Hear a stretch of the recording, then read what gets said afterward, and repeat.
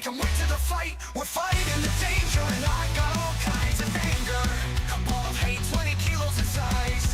That's Boris the remorseless. The good times rhyme with war crimes. The bark and the bite and the Beyblade.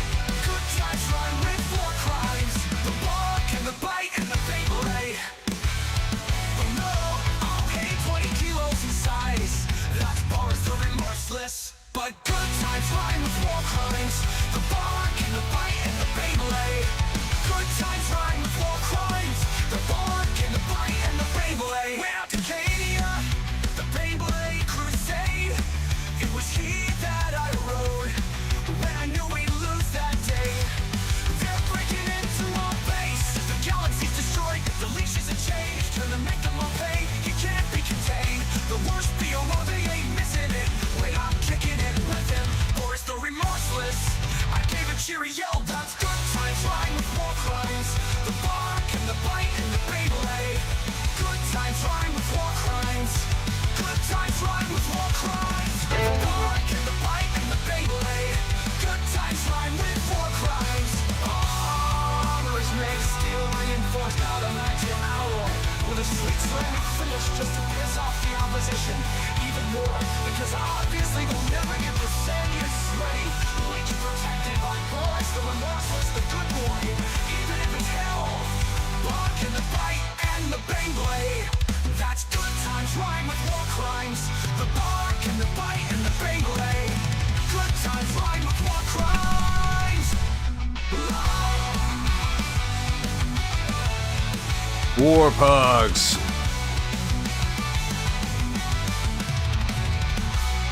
Hey guys, what's up? It's Tuesday. That means it's BattleTech Tuesday, which means it's time for a good time. And what better than finding out like 2 seconds before I was going to go live that there was a trailer for this, so let's check this out. This is the subject matter for tonight, guys. Alan The subject Seeger, matter. many years ago, in describing unfortunate destinies, said, "I have a rendezvous with death." Yes. Shakespeare offered that we look upon ourselves and curse our fates. But Hindley said it best, I feel. Out of the night that covers me, black is the pit from pole to pole. I thank whatever gods may be for my unconquerable soul. In the fell clutch of circumstance, I have not winced nor cried aloud. Wolf, what's up, bud? Under the bludgeonings of chance, my head is bloody, but unbowed. Beyond this place of wrath and tears looms but the horror of the shade, and yet the menace of the years finds and shall find me unafraid. It matters not how straight the gate, how charged with punishments the scroll. I am the master of my fate. I am the captain of my soul. Buckle up, class. This one's gonna be special. War Pugs, it is Tuesday. It is time. We are going to be checking out. Oh my God. We're going to be checking out the Hunchback. Okay? We're going to be checking out the Hunchback. We are getting into it. It is time. All right? Omega, it do. Okay? Yeah, hold on to your butts. So the reason I couldn't start the stream exactly on time was because I couldn't remember where I put my damned hat, and it was driving me insane. So I tore the entire place upside down, always looking at the ground, never looking right up there where it was actually hanging, where I put it just in case I ever forgot it. That was a boomer moment. I am slow beyond my years. War Pugs. The localized apocalypse, the Hunchback? Yes. Oh, thank you, Captain Commander. I can't wait till you say something completely heretical now. Gamers don't look up. No, we do not, Major Crit. We don't look up at all. We just look down in shame half the time. That's how that normally goes. Guys, the medium mech poster child to fight me. Yeah, pretty much. As Gen X, I'm getting there. Dude, I am just sitting there right now. So, next week we're going to start checking out the Succession Wars series from Sven. And when we get to checking that out, it's going to be something. 9 medium lasers on a Hunchback? Yeah. Guys, I have been waiting to check out the Succession Wars. I have been waiting to get through the backlog of things that are going here. I require a hat rack. Dude, I only have one hat. I need to get a second one. I need to get a second and a third. Hello, Black Templar. How are you doing? Let's get ready and get into this, guys.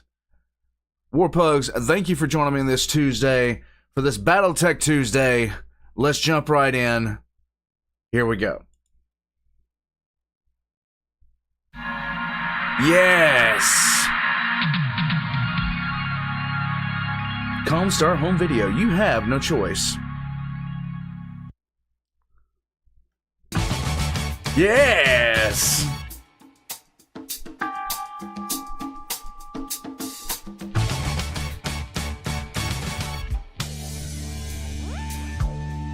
Beeple Studios.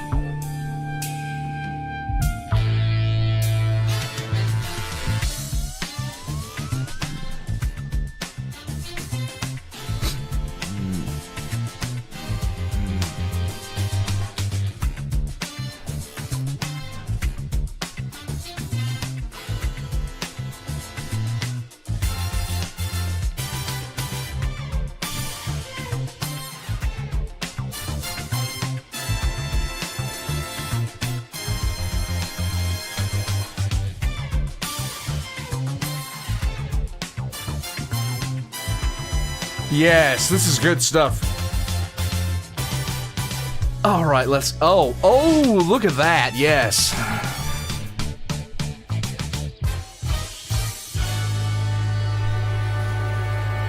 The ultimate war machine. Nice.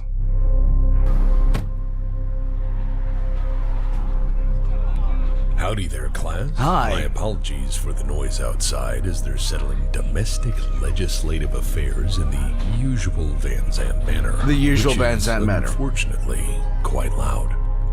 The hospitaler was trying to help me find my hat for the longest time. She needs to get her charger because she wants to watch the live stream too, and she's going upstairs. So, yeah, my phone's dead. Proceed. Is it good? Okay. If I ever do Wednesday stream, call it War Crime Wednesday. Even though it actually works. It actually really, really does work. What would we play though? I don't know. I have no idea. It would probably be the Fat Electrician, to be honest with you. I don't know. It could be the Fat Electrician. It could be Helldiver. Well, you really want to see me playing Helldivers? Well, tell me it's not a lot of war crimes in that. Yeah, that's like War Crime every 5 seconds. It's a mobile War Crime generator. Like, that's why I said for War Crime Wednesday, that kind of makes sense. Yes, you know? yes. Yeah, nothing. I was just letting you know. Wolf, everything is for Super Earth. Alright, love you. Love you too. Hi, everybody. The hospitaler is going upstairs now.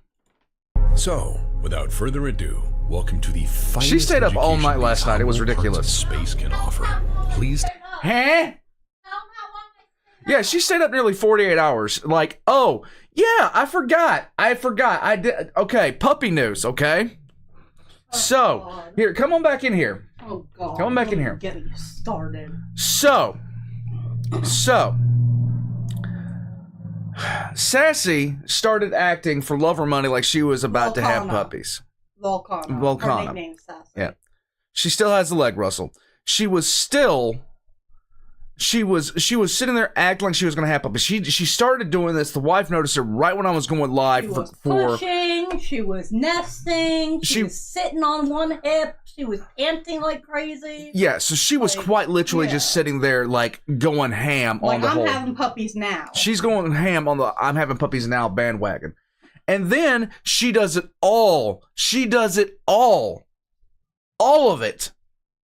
To just go to sleep. Yes, she was being a drama queen. So I was up 48 hours between watching her and waiting to help my parents out of the car because my mom has surgery and she had to go to another state. So I stayed up for 48 hours straight, crashed for 12 hours last night, but no puppies. No puppies. Now, we don't know if she's still pregnant or if it's a false pregnancy. Her temperature, it needs to drop below 98 for her to go into labor. It's at 100.4, so she's not in active labor right now. She's fat like she's pregnant. She's producing milk like she's pregnant, but we don't know if she's actually pregnant. So the only way that we could do, the only way we can confirm would be take her to the vet, and if and it's very expensive to have X-rays done if she's not pregnant. Right. So it could be any time in the next week. If she doesn't have them by a week and she's showing signs that she might be wanting to have puppies, we're going to take her into the vet and have her scanned. Right. Volcana has had false pregnancies before. She has. This would not be the first time, as it would be the first time that she faked labor. I'm not selling pug milk, Raina. What's wrong with you? Ew! Gross. I'm not milking my dog for you. I should I'm not going to say that. That's awful.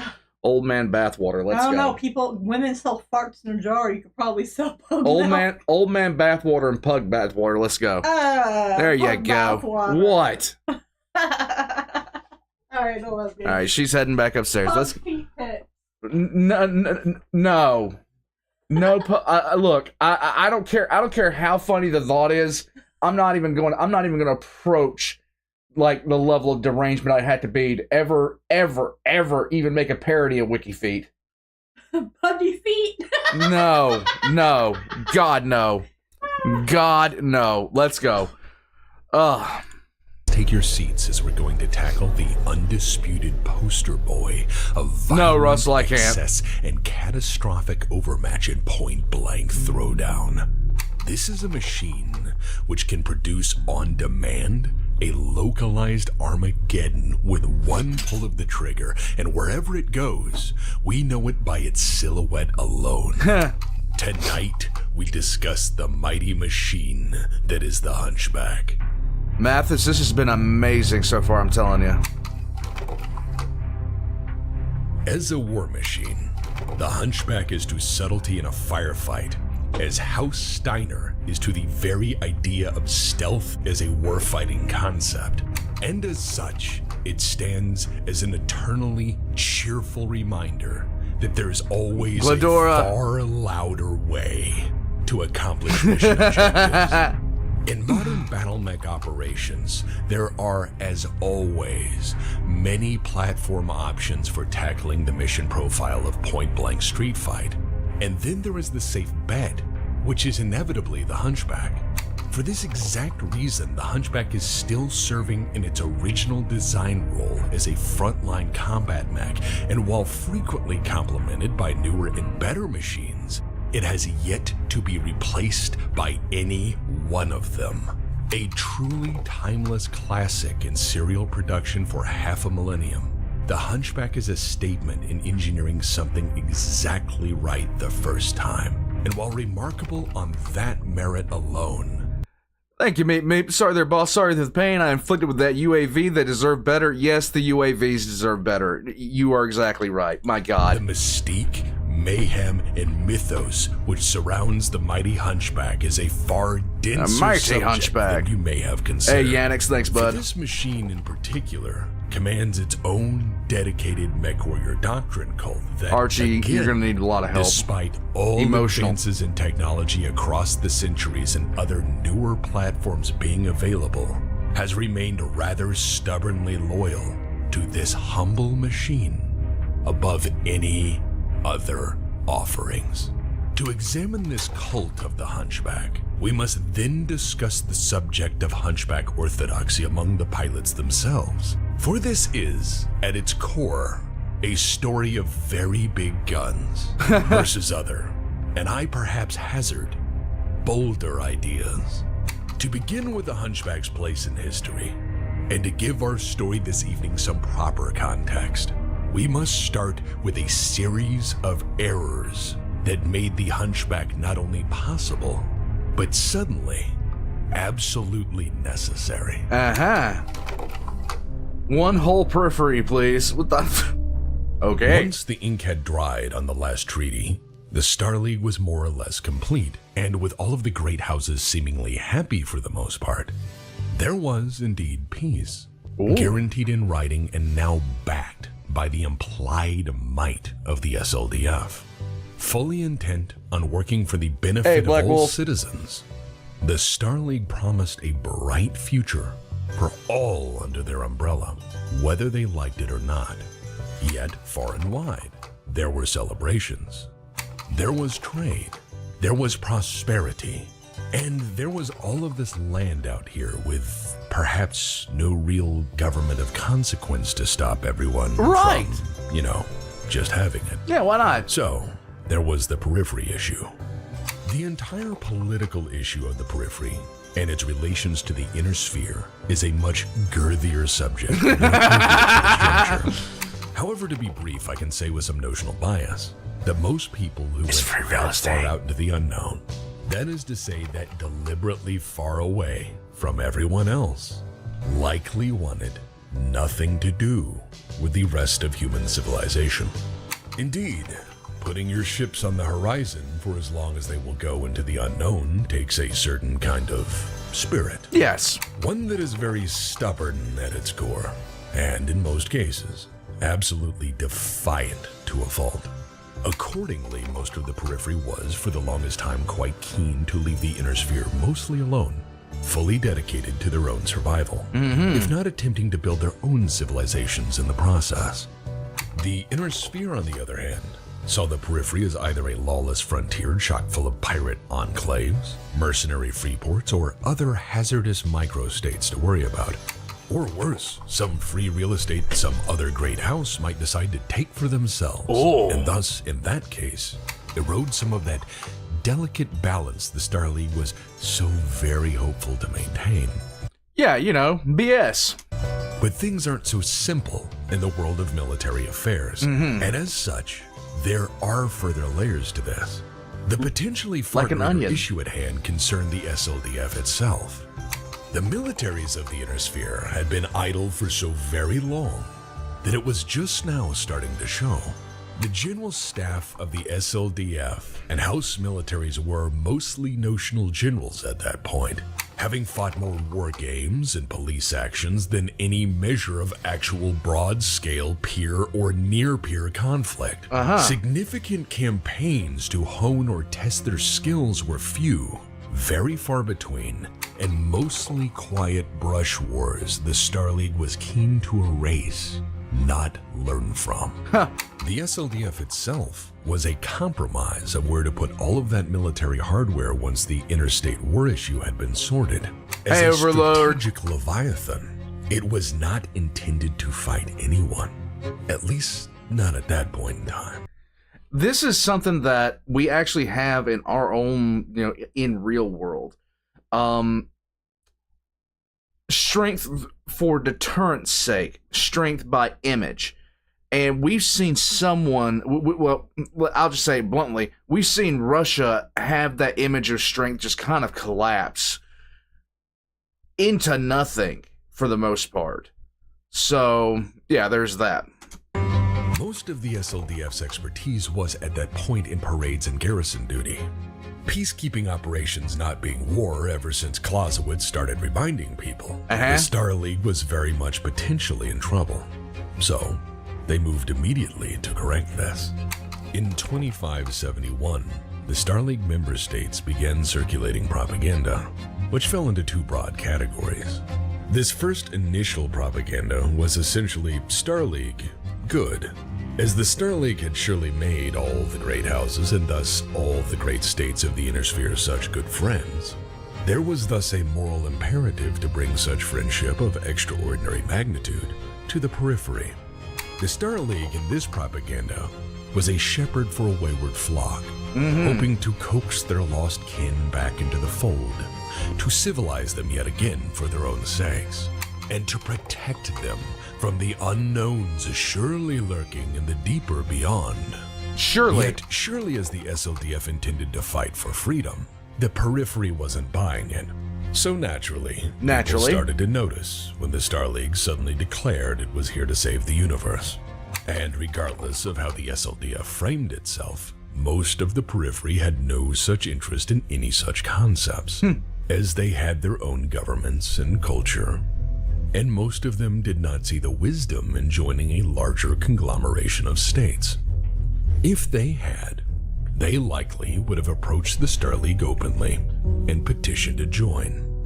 But this implies the Star League viewed them as peer states. Right. Which they did not. Thus, they treated them as non-peer entities, frequently seeking unequal partnerships or treaties that favored the Star League at the expense of the periphery. This arrogance and exercising unilateral strategic power would have dire consequences, as presuming the weakness of enemies you've never fought is, well, stupid. Very bold in the historical sense. Bold equals stupid.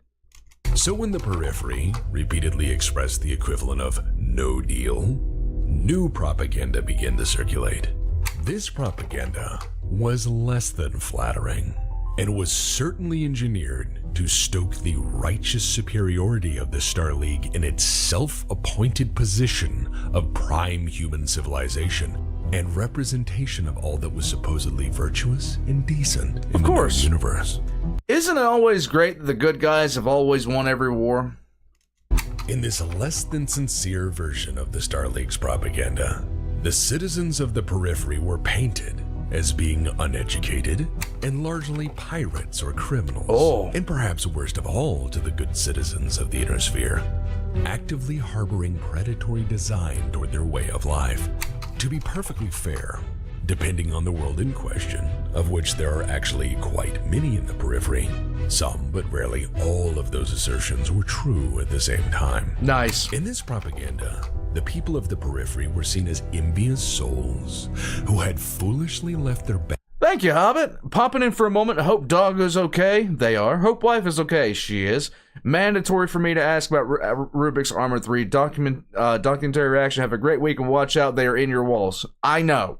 Something's in my walls. Something's most definitely in my walls. I'm just saying. Hobbit, man, I appreciate it. I hope you're having a great day, bud. I really do. betters behind, only now to cast hungry eyes upon their vastly successful cousins in deep want or envious desire. In short, our relative poverty was offensive, and thus our moral alignment was in need of fixing vis-a-vis the newly elected state apparatus for such strategic stick-poking, the SLDF. But again, such lies come at a cost. And watered down truth in the threat vectors or risk analysis department has again historically never gone well. This propaganda overlooked the fact that the periphery had heavy industry in major population centers. This propaganda overlooked the fact that the periphery had working shipyards, which were producing working warships. This propaganda overlooked the periphery's many notable worlds, offering a variety of products and unique services. He says services while he has the cat girl in frame. Thus, this propaganda was mostly a focused lens, with extensive blinders to force a narrow view of distant people. And intended for the average citizen of the Inner Sphere, it was framed most to accentuate and worsen already held or persistent fears about the unknowns lurking beyond their borders. And while public opinion slowly changed about the periphery, as citizens were informed by the state on how to feel about their distant, unmet, and most assuredly uncivilized cousins, the periphery watched and waited.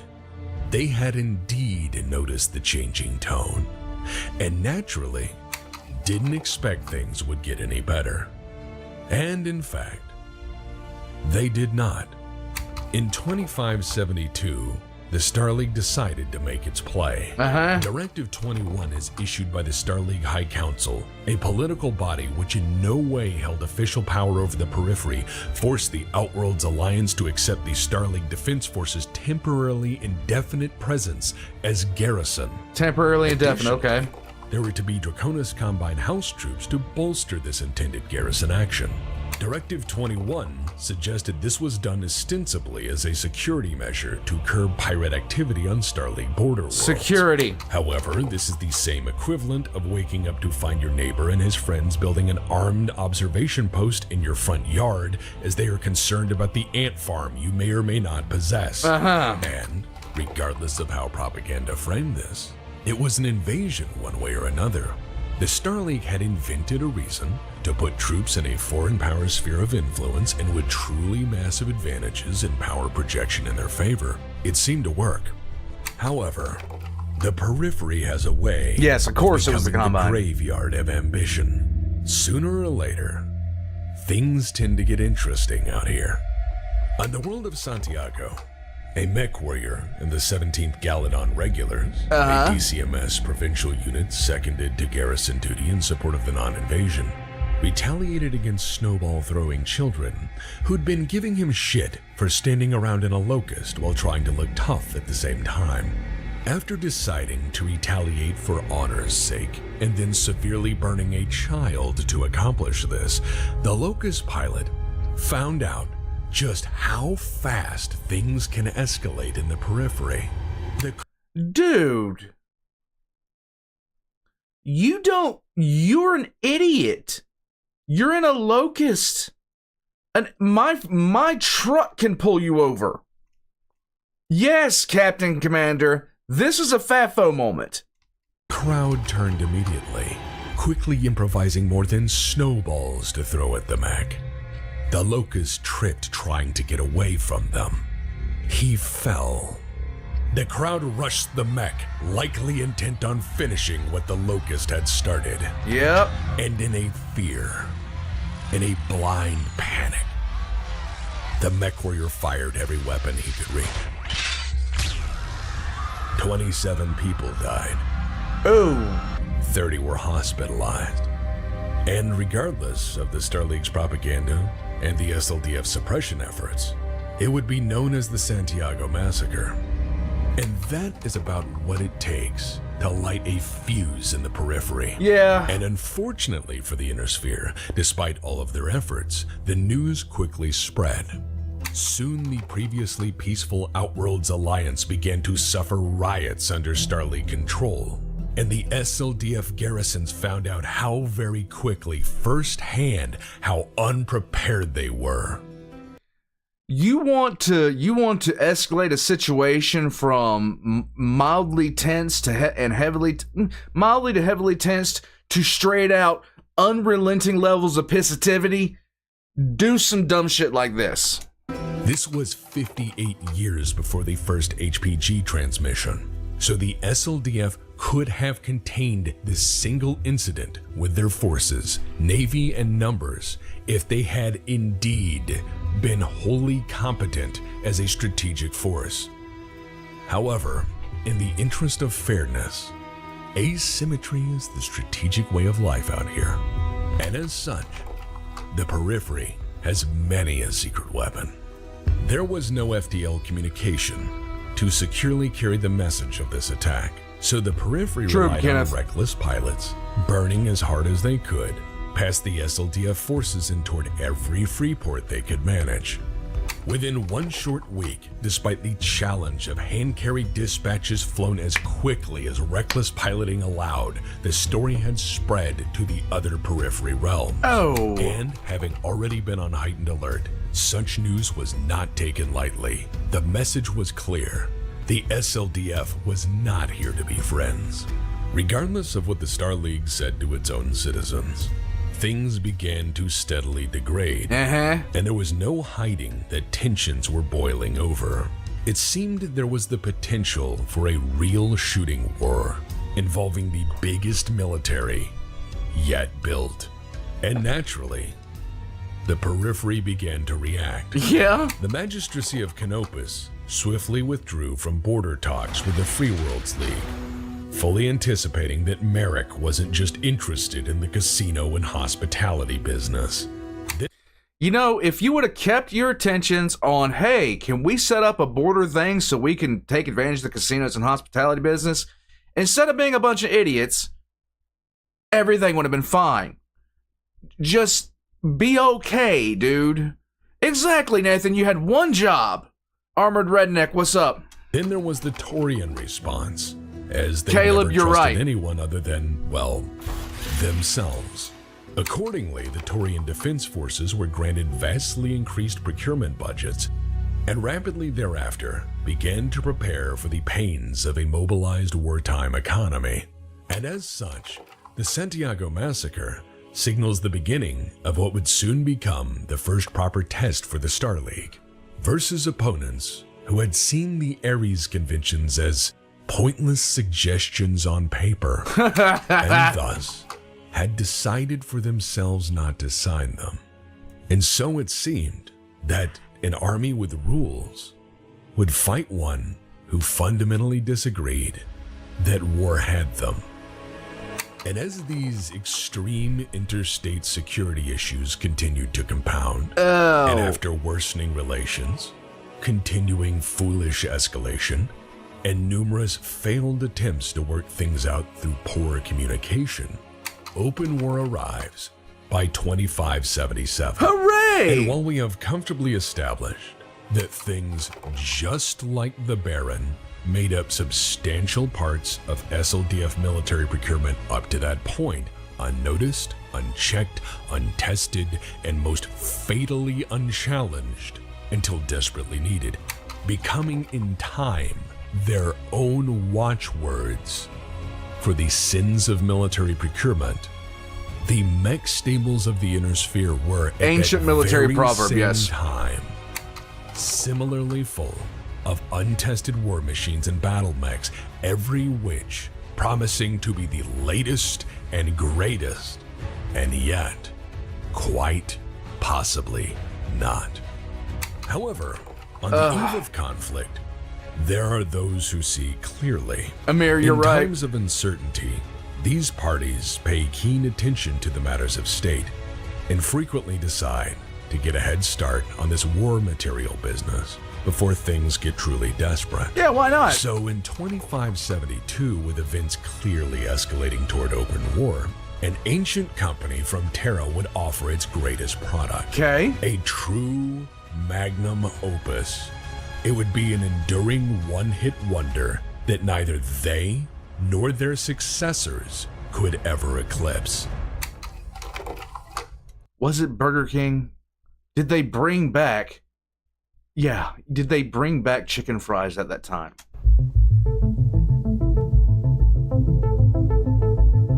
By 2572, it was clear to some that dark shadows were now in the doorframe, and the Inner Sphere badly needed to properly arm itself for its first actual war against something altogether different and apparently unafraid.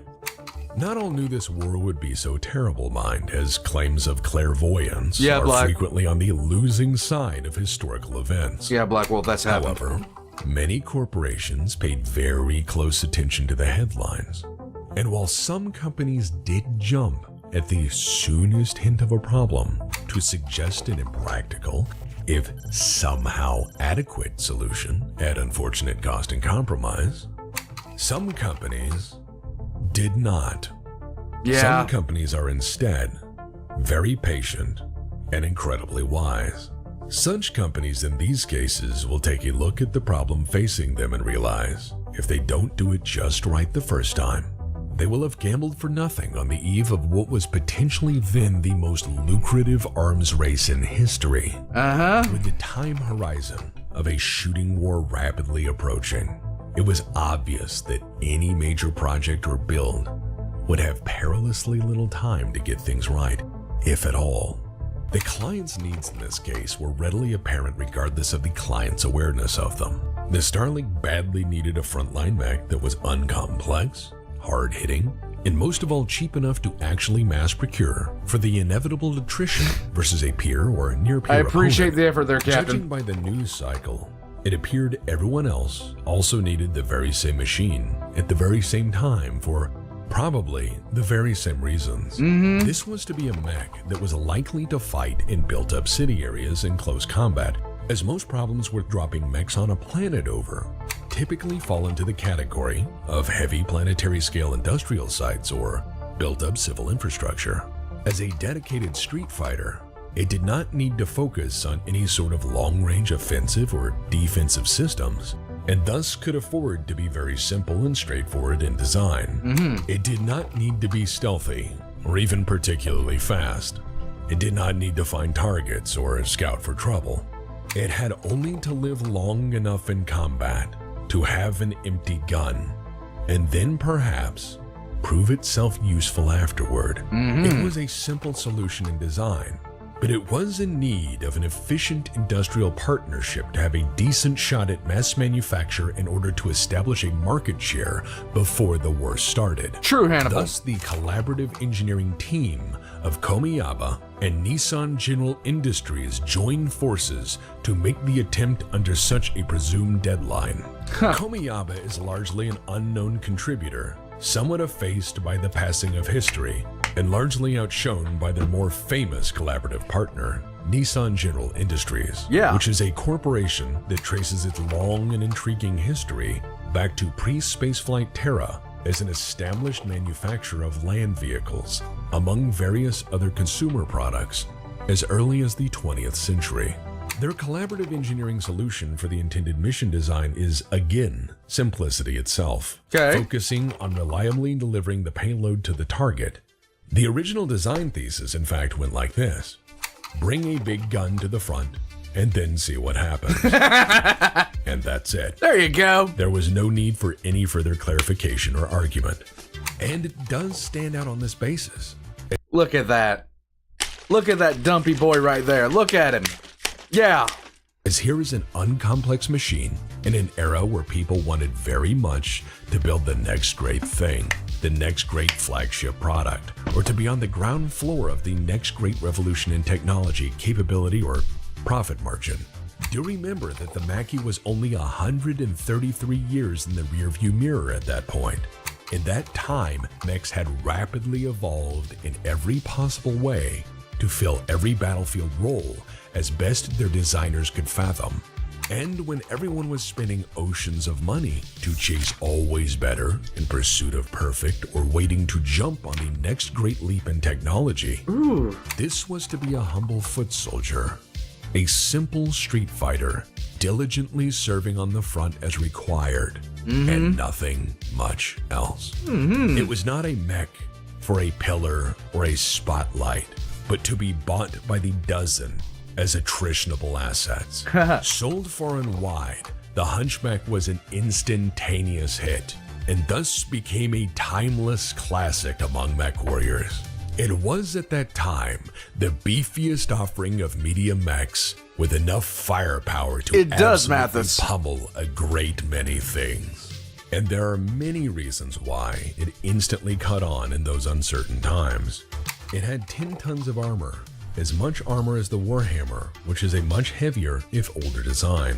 That's only 1.5 tons less armor than the damn Marauder, the SLDF's later poster boy, which the Hunchback predates by 4 decades. It packs that much armor, plus the biggest pop gun we have, into a 50-ton medium mech. And so built, the Hunchback was thus heavy enough to survive a beating, and unless you tried charging in the open, you could likely take an AC-20 all the way to the front and then use it until the magazine was empty or, well, the cockpit was. And as such, it is a near-perfect product for CQB operations for that era, using the best robust tools available at that time, and is still enduringly competitive as a medium mech 5 centuries into its production run.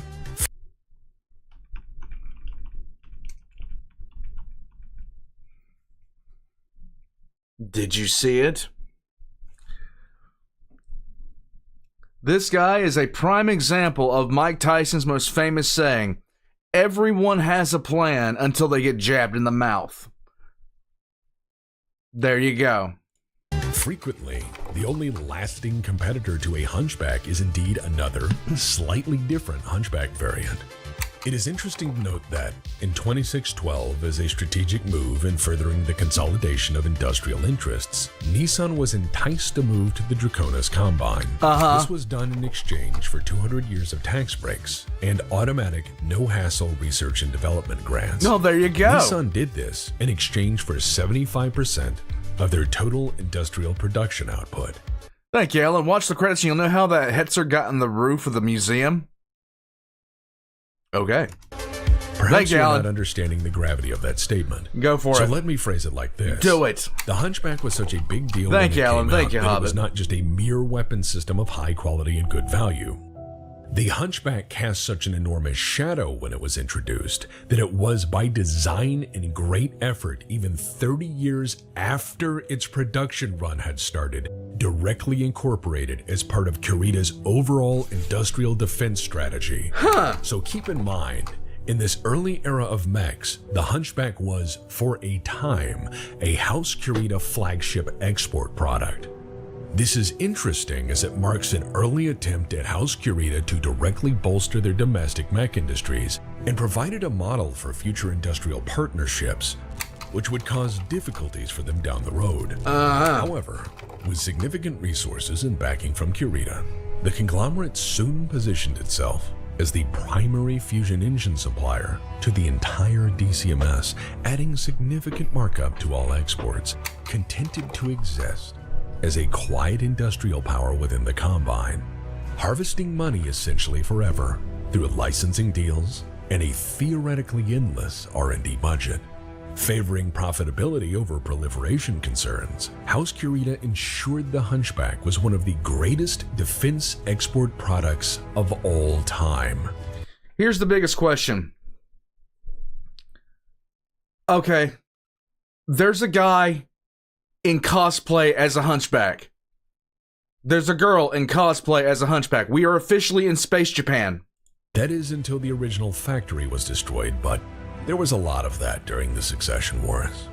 However, due to the pervasive proliferation of the Hunchback's production design, numerous licensed satellite facilities, and many external industrial cooperatives, and thus massive secondary market support, the destruction of the original production line had no lasting effect on the overall availability of the Hunchback. And unlike No, Wellstack, Russell, I knew that. Nissan had already diversified itself into numerous other industries, so they largely didn't notice either. To discuss the machine itself in detail, we have to try to examine the minds of those most devoted to this simple walking gun platform. We must examine the die-hard Hunchback pilot who will choose to pilot their machine above any other choice in any circumstances permitted. It is they who have ensured this machine is, among their devoted number, the greatest of the Inner Sphere Street Fighters. So to do this justice, we must now break down the very strange subject of Hunchback Orthodoxy. Okay.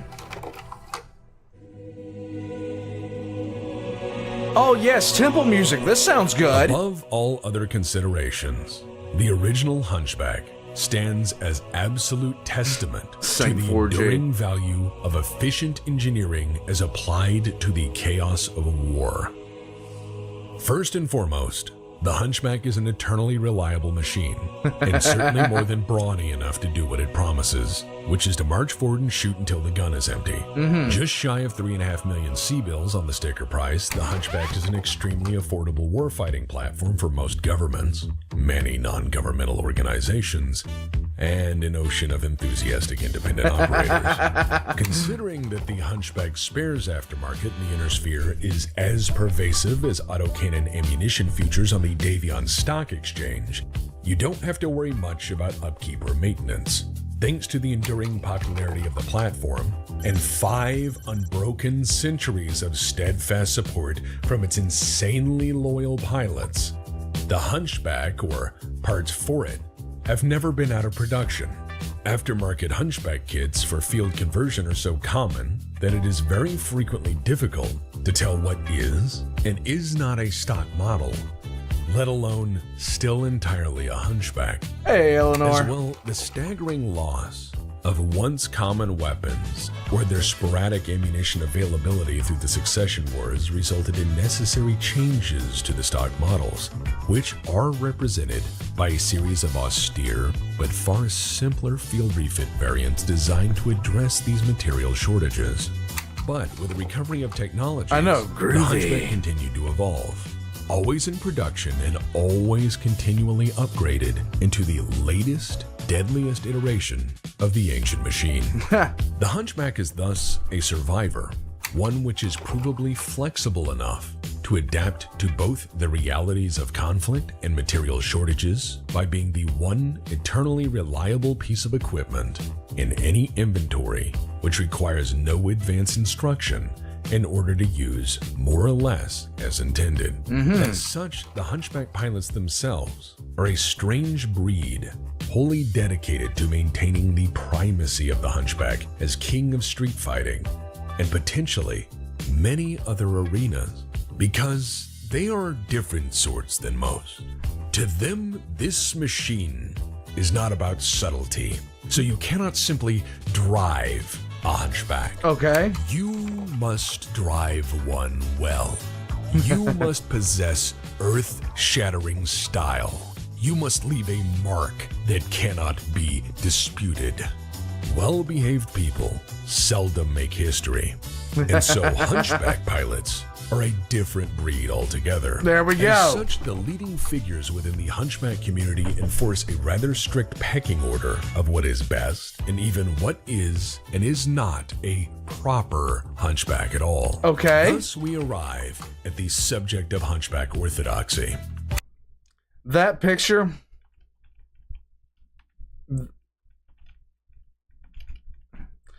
He had the Chipotle burrito bowl. I'm just saying. This is a very serious issue among the Hunchback pilots, and is fairly contentious as a subject among their number, as they are a very dangerous people to underestimate or offend individually, let alone on a regimental scale. I will do my best to explain all positions and offer perhaps my own, if so allowed. Because, well, not everyone starts their career in an assault mech. The orthodox, or pardon for my clanner audience members, the prime position, is that a Hunchback must possess a hunch to be a Hunchback. That is this box right here. Yeah. The purest Hunchback orthodoxy requires that this box must contain a big gun. Yes. Thus, by their own esteem and judgment, the most orthodox Hunchback is the stock model HBK-2, or its more commonly known successor, the 4G. The orthodox Hunchback is all about rugged simplicity. It does precisely what it was designed for. It is a gun box with enough armor to close with an enemy and then use all of the ammo. Maybe the fists in between. As a reminder to those outside this community, please know that with a Hunchback pilot, fist gun fist fight does happen. The radical, unorthodox, or alternative position is that of the swayback. The origin of the term swayback is hotly debated, even among the intelligentsia of the Hunchback pilot community. Okay. Some will say it is the term for all Hunchbacks lacking an AC-20, and I must confess, many opinions arrive as to the origin of the term itself. My research contemporaries and I believe it refers to the suggestion of lordosis of the spine, or an inward curve of the back, the opposite of kyphosis, an outward curvature of the spine, or hunchback in layman's terms. However, in application to the world of orthodoxy and the Hunchback as a mech, the swayback has two Hannibal, that's not mech orthodoxy. That's just being a good citizen. definitions I've observed. The orthodox definition on the swayback is anything without a big gun is a swayback, and thus not a true hunchback. Okay. Yes, that is a logical fallacy. And no, they won't admit it. The swayback pilot definition is whatever does more damage I'm going to use, even if it kills me. Yes, it is a statement born from an act of rebellious impulse to nonconformity or gracious, free-spirited artistic license as expressed in violent overtures of light and warheads. No, they won't admit to that either. If this argument between prime modus of dispatching enemies is most tiresome, worry not, as that means you're probably not a hunchback pilot, and none of this madness will make any appreciable sense anyhow. Okay, For then. those of you drawing lines in the sand, however, welcome to your tribe.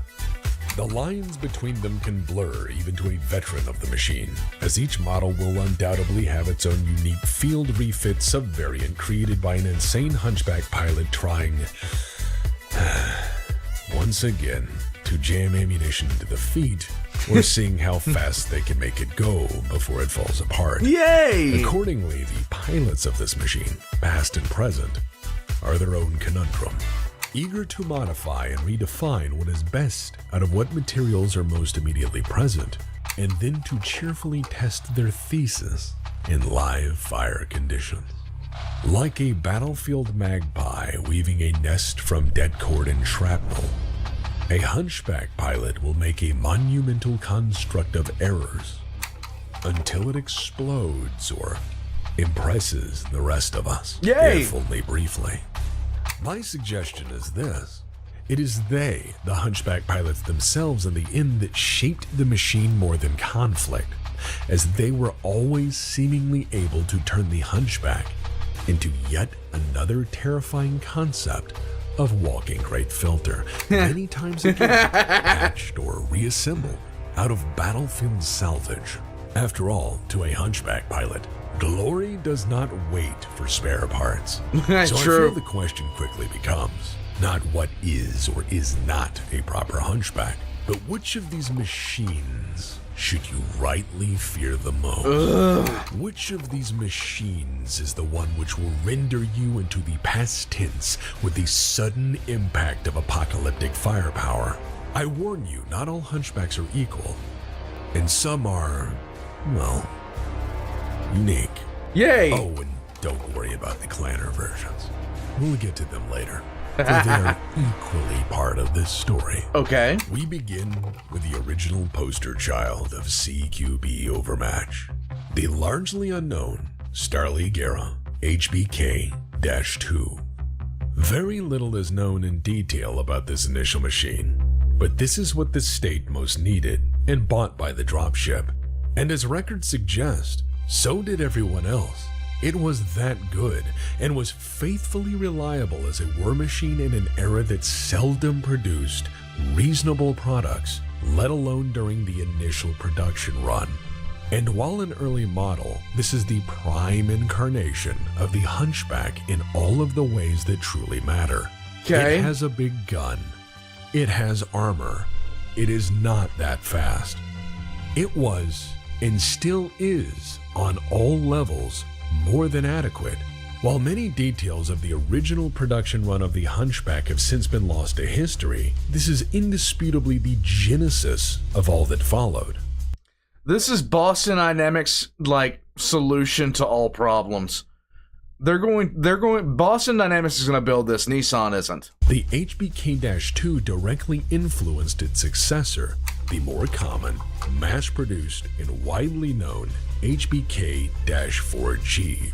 The Hunchback 4G is the classic we all know so well, and is what we most associate with the base model Hunchback, as it makes up the current Hunchback market by volume, and is the most licensed and thus widely produced variant of the venerable machine. While it was not the first model, it is likely a refinement over it in every possible way, save for the price point. It is, however, where we shall begin to establish the orthodoxy of the Hunchback for consideration of this study.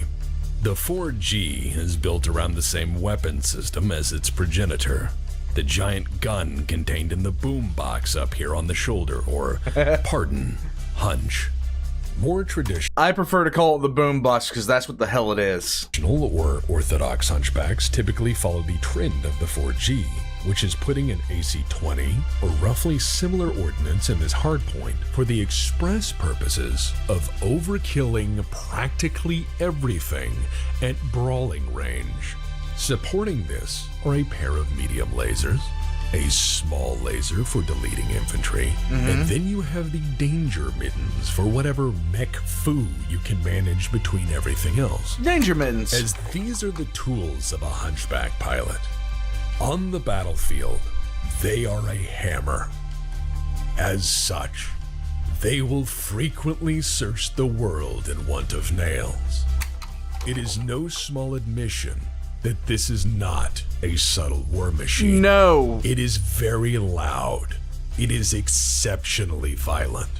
And it is designed to explode other things at ranges where the target likely fills the entire cockpit window. The 4G as designed frequently closes range using all of the weapons in sequence or all at once in a dazzlingly catastrophic display of violence. So basically this is an Alpha Strike platform. That's pretty much all it is. It's go in, point mech, and hit a button. Just like a big fucking button right in front of the pilot. And it's like, it is seriously Marnie as Calgar the mech, because you just cast fists. That's all you have to fucking do. Fucking love it. The historical record suggests that during the Succession Wars, pilots frequently started with fists and only then switched to the autocannon in order to save the hazard of aiming and possibly then missing with frequently precious. Okay, this girl, I hate to tell her, she's about to have a very horribly bad day, okay? Yeah, she knows. And sometimes irreplaceable ammunition. If this were any other mech in the 50-ton range boasting such behavior, I'd chalk it up to tall tales. But this is the Hunchback. These things do happen. Using 13 heat sinks and single sizings at that, it is capable of fighting until overheating like the bulk of mechs from its era and possesses limited endurance by modest heat exchange capacity and relatively low round count for the AC-20. However, with good timing and support, a Hunchback can and will brawl its way into point blank and win against larger opponents more often than not. Though this is always easier said than done, and frequently allows the Hunchback pilot to be overconfident and bite off far more than they can chew. Discount Dan. Such, the many attempts to master the Hunchback frequently make entries into medical journals governing adequate palliative, if not hospice care. The HBK-4H was introduced in 2819 or mid-Succession Wars era. It is seen as an austerity downgrade by many Hunchback enthusiasts, replacing the AC-20 with an AC-10 in exchange for 2 additional medium lasers in the torso with the same overall weight and distributed ammunition load. Yeah, but why would you do that? This model is sometimes used as a cheaper Hunchback for militia or local security forces and serves as an adequate training platform for other models of the Hunchback, if not most medium mechs in general. In direct frontline service, this Hunchback is rarer than most. However, regardless of perceived esteem or popularity, during wartime, this Hunchback is a common conversion to replace battle-damaged units as quickly as possible using cheaper and more common weapon systems. Okay. In theory, a Hunchback 4G could become a 4H after a bad fight, and then when material was more plentiful, a 4G again. Yay! While not a true Omni-Mech, the generously designed engineering space within the Hunchback frequently leads to fast, if sometimes crude refits, which give the Hunchback much of its enduring character, if not most of its colorful reputation. As you could imagine, the orthodoxy of Big Gun was indeed strongly challenged during the Succession Wars, and the overall availability of ammunition, if not the AC-20 systems themselves, and thus refits quickly reconfigured war machines into variants which could still serve as destroying the entirety of a Hunchback is always easier said than done. And initially out of necessity to keep damaged and recovered Hunchbacks in the fight, the era of the swayback began. The HBK-4P is indisputably the absolute king of the swaybacks, and is one of the most radical departures from orthodoxy. Starting initially as a then necessary succession watch refit, this modification replaces the AC-20 with a 6-pack of medium lasers. Shit. This brings the total number of medium lasers on the 4P to 8, which is held in check by the addition of 10 heat sinks, which brings the total on that up to 23. Hey, toward the light! Jesus! Yes, this Hunchback still runs hot. That being said, the enterprising swayback pilot will point out that the lasers, as applied in unison upon a target in optimal range and under ideal circumstances, can do more damage than an AC-20. Okay. Further, it doesn't need ammunition to achieve this. It only requires that the pilot be bold enough to close within brawling range, which was by then an established Hunchback trend and favored tactic. As such, the 4P is a terrifying machine that frequently scythes mechs apart with an endless series of patient shots once within range. Or if the pilot gets irritated, all of them at once. In the darkness of the succession wars, the very worst way to be shown the light was likely a Hunchback 4P. The HBK-4J is an attempt to make a firepower support version of the aging Hunchback by swapping the AC-20 for 2 LRM-10s and an additional heatsink to manage the heat from sustained rapid missile fire. Okay. It also has 3 more medium lasers, which are now more than enough to overheat the mech more often than not unless the pilot has discovered chain fire, which, given what I know about Hunchback pilots, No. they likely haven't. The 4J, however, as a fire support option, is an attractive refit for aging Hunchback fleets needing to have another deployment or two before their systemic issues can be traded off to new owners. The HBK-4N is an odd beast and another radical departure from the standard Hunchback Orthodoxy. It combines many aspects of other refits from the era and is presented by a 2920. Hold on. Somebody brought something. Gib.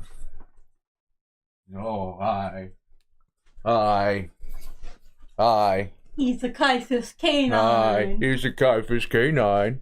Oh. Oh, he's a hero. He's gotten big. He's the hero.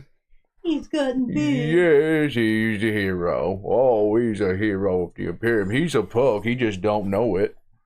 He just don't know it. He don't know it very well. Look at his little face. Turn so they can see his face. He is the rare snooted pug, yes. Yeah, he got big. Oh, he's getting bigger too. He's a big tanky thing. He's a big tanky thing, yes. Yeah. Yeah, he's a good boy. He's a good boy. Look at that smooth. I know, right? He is the floofy boy. He is a floofy boy. Yes. He is such a floofy boy. Yes. Okay, you gotta go back to Mama. He just wanted to come say hi to everybody. Okay. Well, can you refill this for me while I hold on to him for a second? Hold on to him, I'll do that. Yes, he is. Kai. Oh, no. Okay. Mommy, She's just getting me some water, buddy. She's just getting me some water. This is Mr. Separation Anxiety. This is Mr. Separation Anxiety. I know. It's horrible. Oh God. Oh, no. That was an error. That was an error. Okay, See, Mommy's she's right back. there. She came right back. Mommy. Okay, let me give you to her so you stop freaking out. There you go. Oh, God. My boy. Piercing attack. My boy. Oh, yes. Look, he is such a mama's boy. I know Look how he quiet is. He is now, because mama's got Kenneth, he is a screamer from hell. How about that? He don't like being away from mama. He does He not. is mama's boy. Oh. Thank you for the water. You're welcome. I'd ask you to bring down the other thing, but Oh God, that'll be too much work, baby. no, the sups. Oh, Yeah. you need it right now? I'd appreciate some. Alright, give me a second. Yeah, basically, Matt, that's a noise marine, okay? I'm sorry about your headphones. I should have thought before I asked her to get me some water because, well, I thought he'd be happy with sitting with me, but no, he's just not. Boomer the K9 edition, pretty much. He is he is really loud. He is really loud. Sorry, guys. I'm sorry. 20. It was an eclectic mix of weapons to be associated with a Hunchback chassis.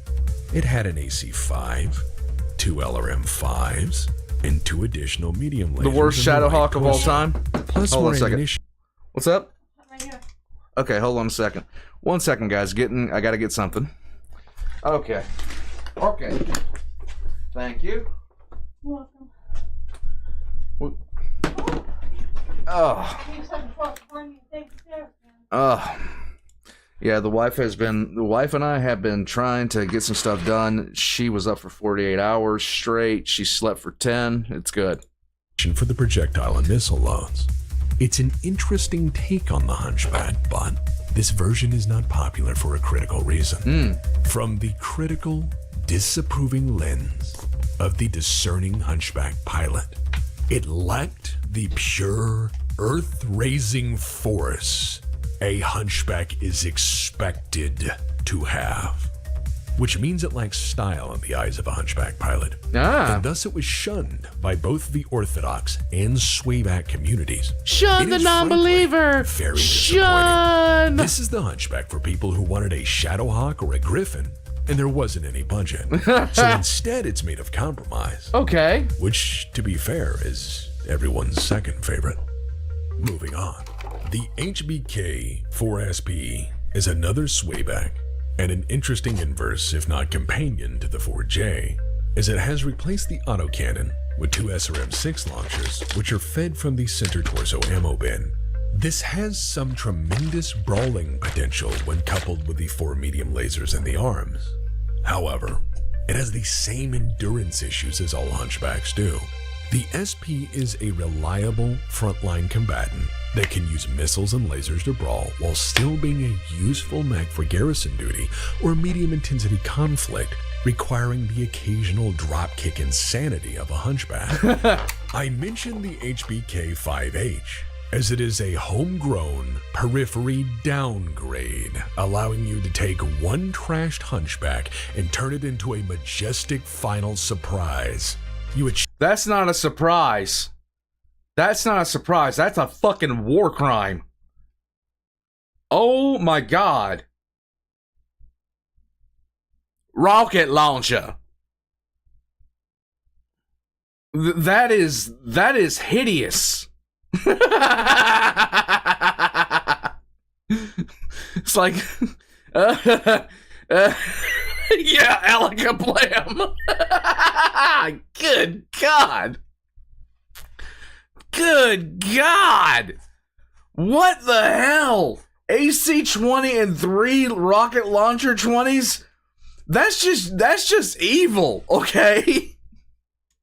That's just I don't care what you brought. I don't care who you send. I'm not paying my taxes. Achieve this by stripping out all sorts of things like armor and the small laser, then replacing it with 3 RL-20 rocket racks. Thus, I posit that the 5H is an attractive option for a Hunchback operator intending to press a crippled mech back into service one last time as a distraction, unwelcome surprise, or hellacious ambush opener. Yeah! But these many odd iterations did not mean that the orthodoxy of Big Gun was dead. And so, strangely enough, the orthodoxy so strongly diminished during the Succession Wars was re-established by a company attempting to unify the Hunchback as a platform. It is an Orc Mac 9 ball. A marketable product. The HBK-5... No, that one, this one right here. Hold on. Backing it up. It's not even Daka Daka. This thing isn't even Daka Daka, okay? It's not. It's just not. Hold on. Still backing. This thing is how... It's a fucking killdozer. That's what it is. It's a killdozer. That's what it is. There is no other explanation to this. This thing was assembled by a bunch of people who were just like, I really, like, this is the I don't give a shit what you thought mech. You know, this is the I don't give a damn who you are mech. Yeah, this is done. This isn't even a countercharge, Christian. This thing just walks around the corner and you just take your hands off the steering wheel because it's fucking over. The HBK-5M, when introduced by Kaliyama, said that absolutely nothing was wrong with the original. It just needed some modest upgrades to keep up with the times. Okay. Kaliyama had also by then purchased the manufacturing rights from Nissan after the Succession Wars. Thus, again promoted as a flagship product, Kaliyama's venerable 5M was poised as a rightful successor and inheritor of the 4G, as it had all of their very best offerings and many select refinements. They started with their own bespoke line of big bore AC-20 and complemented it with Hellion 5 medium lasers.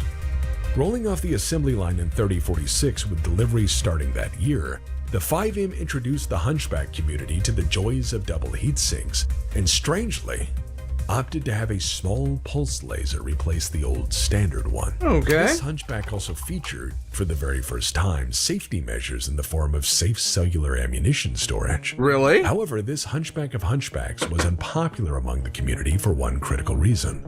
All that safety came at a cost. And more horrifyingly, the appropriate cost in the eyes of the company was less ammunition storage.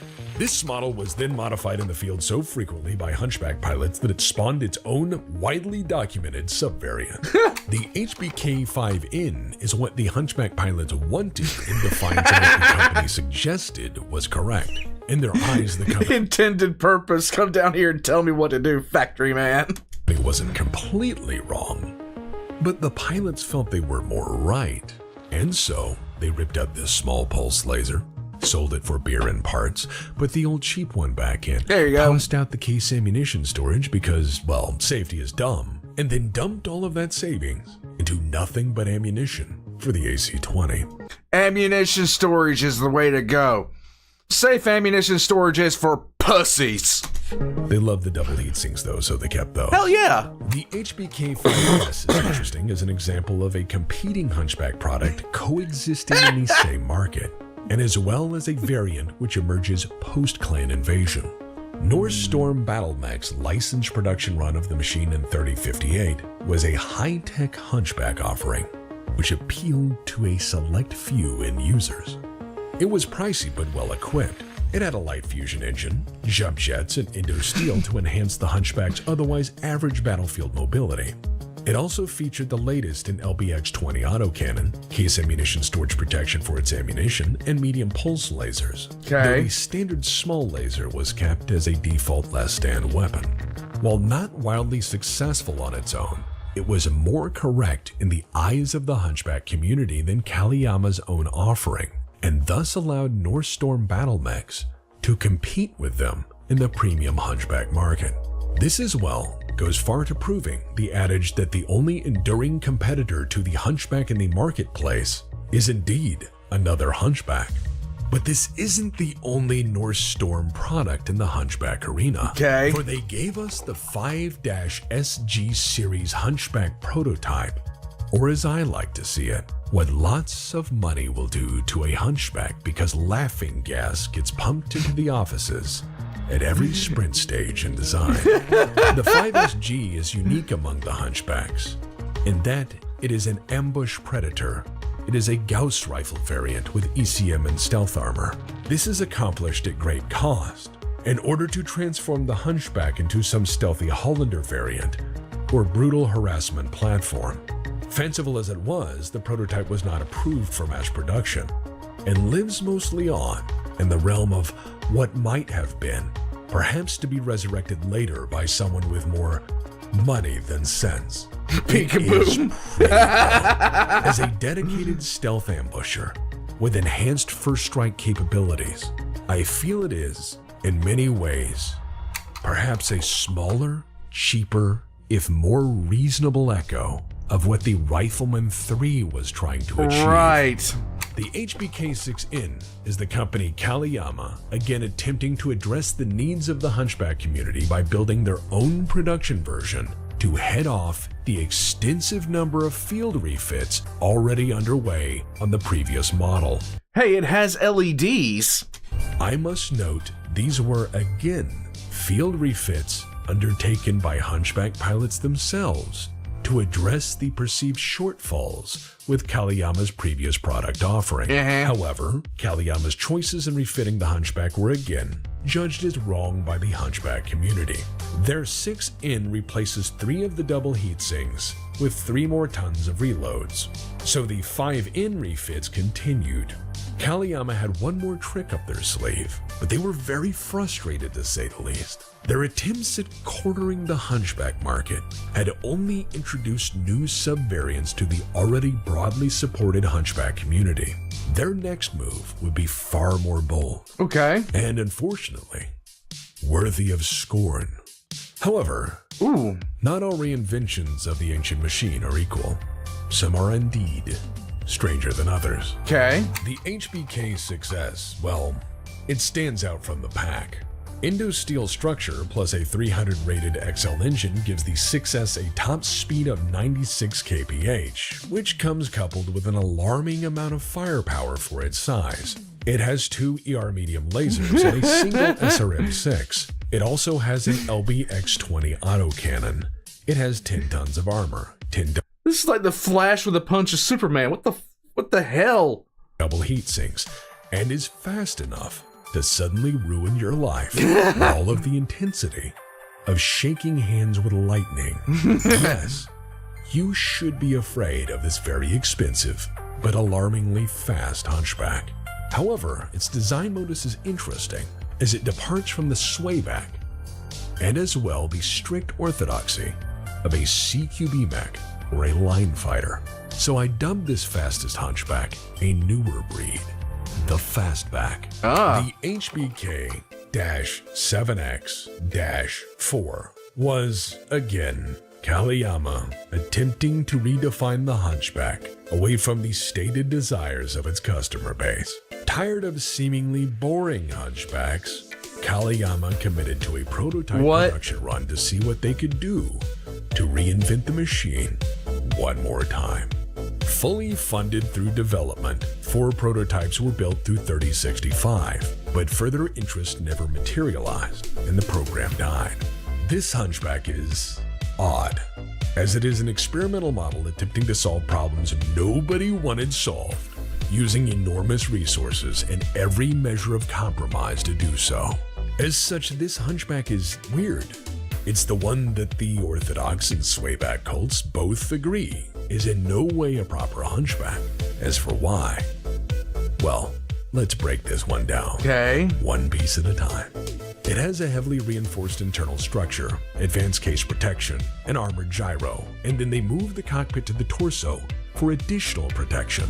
It also features ferrofibrous armor. However, all of that safety comes at extreme cost. Its heaviest hitting gun is an Ultra Autocannon 10. It is very likely that interest failed to materialize in further development of this prototype, as Kaliyama did not understand why Hunchback pilots wouldn't want a weaker, more expensive Hunchback with a focus on survivability, or worse, the actual nemesis to their way of life, the very concept of safety. Right. I honestly feel Screw safety. if Kaliyama had instead wholesale offered to replace parts of the Hunchback's internal structure with load-bearing ammunition bins, Damn they straight. would have quickly cornered the market, because Hunchback pilots are very much like that. In one flavor or another, one variant or another, in any configuration or Andrew. model you can imagine, almost everyone loves the Hunchback. It has such a following that despite the factory being lit up for succession wars and a hell of a lot of fuckery, it's never been unavailable as a doctrine choice and has always found able pilots willing to charge in and save the day or die trying.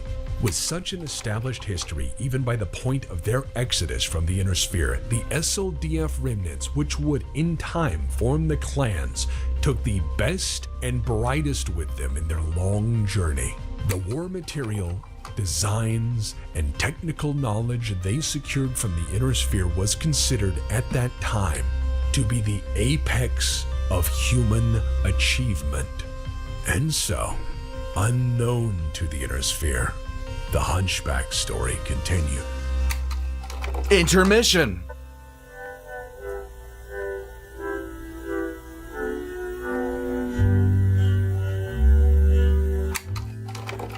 Here be dragons.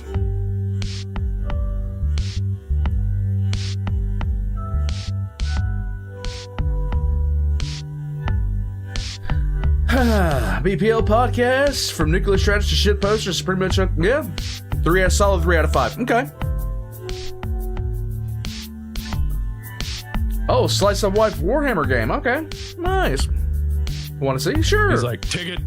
I should have you flayed for such insults. Speaking. He stares at you and he goes, ticket. Presents the ticket.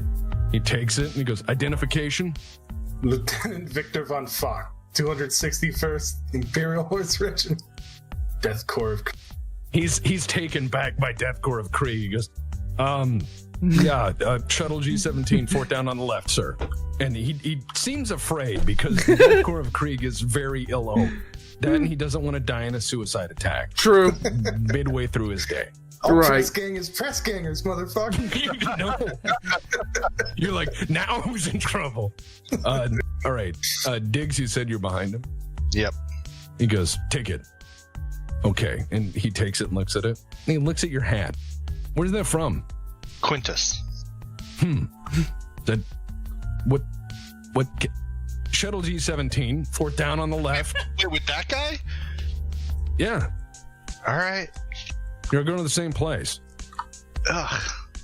So he like shakes his head and he's like, man, that fucking hand. Next. All right.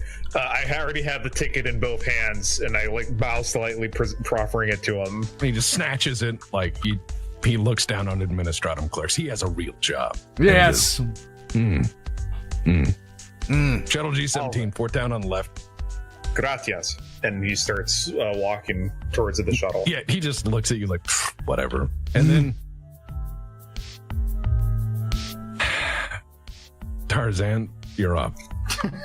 What? Okay, so what does Tarzan? Gee, What what? does he look like? Kind of like Conan, I guess, like furs and stuff. He is from Caveman Planet. He is a barbarian. They I'm do that? imagining. No. Yes. I imagine he looks like a mountain man trapper with like a round, like Jeremiah skin Johnson. hat. He's got the coonskin cap and shit. There you go. Like the patchwork fur pelt shirt. That's Yeah. awesome. He takes your ID and he's like, yeah, G-17? It's 4 down and on the left. Do you know shuttle fly, no scare? Griglak not trust Metal Skybird. Well, Griglak better get in Metal Skybird or Bill Hookman put in Cage. Engine scrub, burn die. Very well. I know some of these words. Bargained and done. Oh.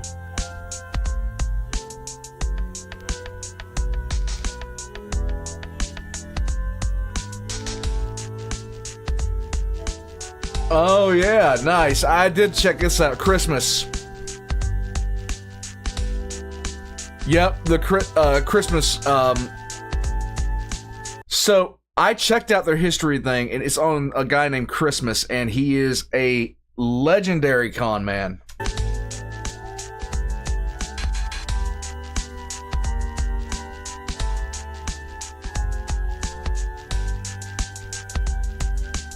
All right, Nathan, you have a nice night, bud. One more blow on. Uh-oh. Oh my god! This guy just straight up punched you like it was an anime. He just got thrown halfway across the room. This is peak Falcon Punch. I'm not even mad. Cliche. You know what, Larry? You're really beginning to get on my nerves here, okay? So why don't I call you back later? Goodbye. Oh, that is. You always sneak up on people like that. What? Ha!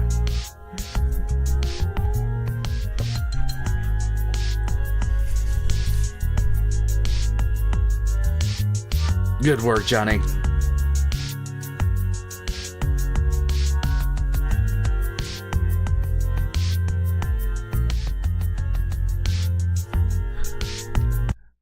The Dr. Crystal story is messed up because it kept muting itself over and over? Oh, man. Nobody ever told me that, Alan. Nobody ever really messaged me and told me that. I need to go back and check it then. Thank you, bud.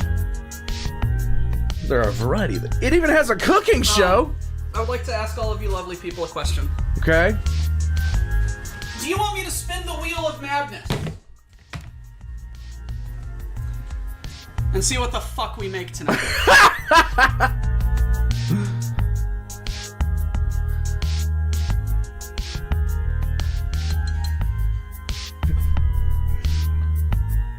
Yes.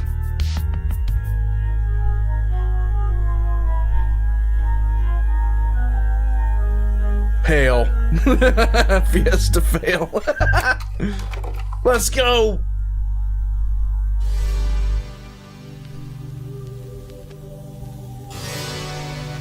For those already jumping at the bit, no, I'm not talking about the Hunchback 2C.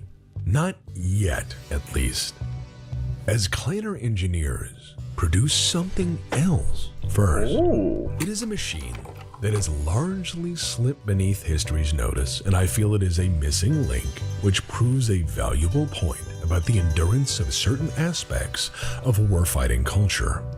Because, as an engineering exercise, Clanner engineers decided to reproduce a simple design, perhaps to judge whether or not they were up to the task of creating newer, better war machines after so many intervening years of hardship. And so, on the far end of space, with all of the technology known to humanity, after leaving all of the inner sphere behind and fighting a civil war to determine who was ultimately the best Kerensky, after settling all of that, Clan Wolf engineers dug their paws, of course, into an ocean of industrial knowledge and the collective engineering technology of humanity at its absolute apex in order to make a really nice hunchback. Yay. Because, well, I strongly feel that the Hunchback is an eternal thought virus, a meme, a private joke spread between mech warriors and mech engineers as some sort of enduring statement on conflict, and that it is entirely possible that regardless of distance or time, in the horrors of the far future, there is still Kilroy. Differences in culture or industrial bases, the Hunchback will somehow, inevitably, emerge. Originally based on the Star League era HBK-2, Clan Wolf's copy is from the ground up a clan thought exercise made manifest to see what a hunchback is if you plug it into the clan military industrial complex. As you would expect, it is, in fact, majestic. It has a Clan XL engine and can go over 90 kph. It has twin medium pulse lasers, an ER small laser, and an ultra autocannon 20. It has 4 tons of ammunition for this and good ammunition protection for all of those shells. It also has 13 double heat sinks and Clanner ferrofibrous armor. This is the Hunchback you're afraid of most because it looks almost exactly the same as the stock model. And yet, on every level, it is not. Please know that this is not a wolf in sheep's clothing. This is in fact a monster wrapped in the skin of a beloved friend. This one has a price tag of, if you have to ask, you probably shouldn't.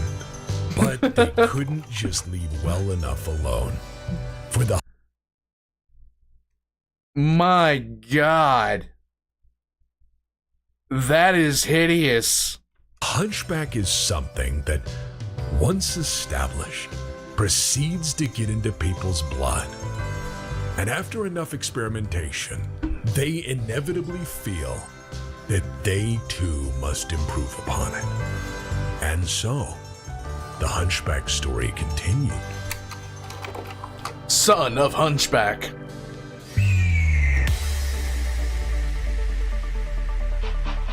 There's evolution, and then there's clanner evolution. Yeah.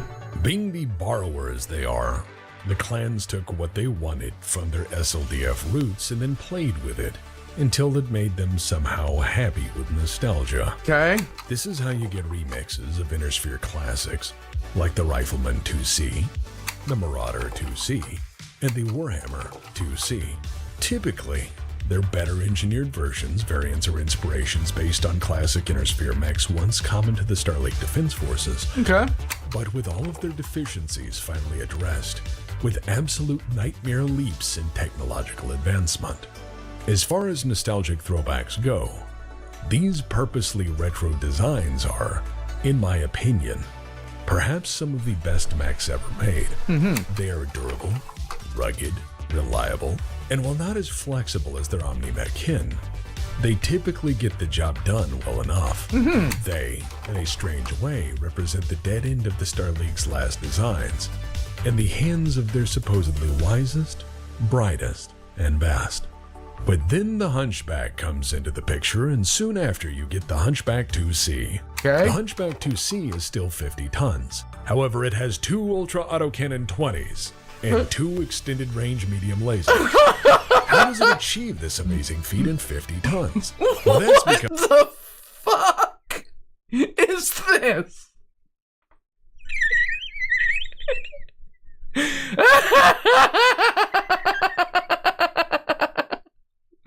Oh my god!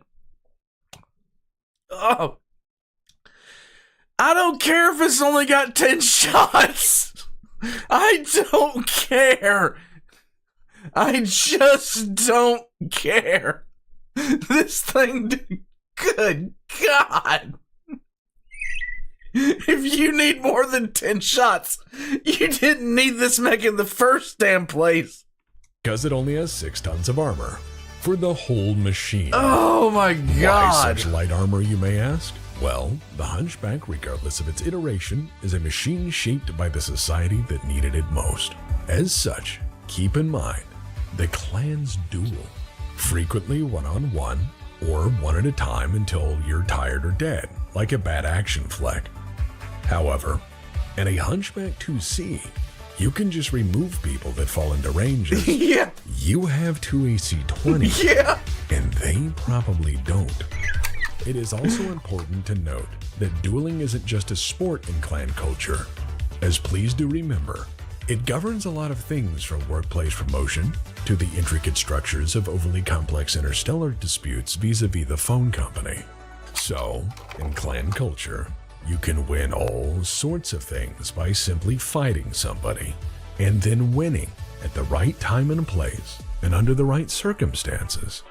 You can take command of an entire clan if you are crazy, or bold enough, or indeed, all of them. You just have to fight them for it. Sounds fair enough, right? So what sort of machine is this? Again, I posit, as the original Hunchback was shaped by the needs of the inner sphere. It has 2 AC Ultra AC 20s. What the hell are you shooting at with that damn thing? Exactly nothing, because it's not gonna be there when you're done. In a very dark hour, the 2C is the Hunchback similarly shaped by the society that needed it most. And as such, you are looking at the last ride to glory for most underperforming clanner mech pilots, or those with lofty ambitions when coupled with a rather poor sense of risk management. In many cases, the 2C is frequently assigned as a death sentence, as one last chance for death and glory, in order to allow a mech warrior to prove oneself worthy, or at least die honorably in the process. While it is derided among the clans as a mech only suited or fitting for the desperate, overly ambitious, or truly unhinged, it is an interesting machine, more akin to its inner sphere cousins than most other clanner war material. My God. It is designed for the desperate, for those who see a 100-ton mech and go, leave her to me. And that sort of crazy nonsense is something we understand Yes. all too well. And the Hunchback's corrupting influence on their sense of order is likely why so many clanners continue to think so lowly of it. It has double heat sinks, Indo-steel structure, and can run at 64 kph. It does have jump jets and has greater mobility than its inner sphere cousin, though the Hunchback pilots in the audience will point out that the only truly relevant detail here is it has 2 guns. Forgive them, as this is all they can see, and nothing else I can say about the machine's deficiencies will change their mind. It has that effect, even among the clanners. The Hunchback 2C is designed to wait, find its opening, and then go absolutely berserk for one glorious moment of apocalyptic mayhem. And in that, it is very much an orthodox Hunchback. It is simple, it is straightforward, and it works or it makes its pilot no longer a problem. What is most curious? That is the question, is that, Hannibal. again, regardless of distance or time from developments underway in the inner sphere, the swayback argument quickly arrived. And so we have the swayback 2C. Clanners being clanners, it's not medium lasers in their swayback, but 4 heavy large lasers which will absolutely cook both the target and the operator. Yeah. Since this is a Hunchback at its core, they added 2 medium pulse lasers to keep the oven primed and 19 double heat sinks to attempt to manage it all. Nope. Which it indeed might, if a Hunchback pilot, clanner or non, was capable of using any measure of careful restraint. Thank you, Francisco. Which indeed, they are not. No.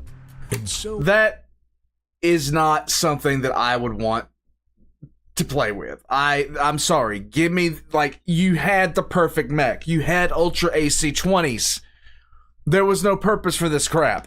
in separate communities, with wildly divergent cultures, with separate thoughts and values, 2 different populations from the same starting point, played out the same arguments, and made It's not hate, Andrew. choices. It's not hate, Andrew. You have Ultra AC-20s, 2 of them on a 50-ton mech.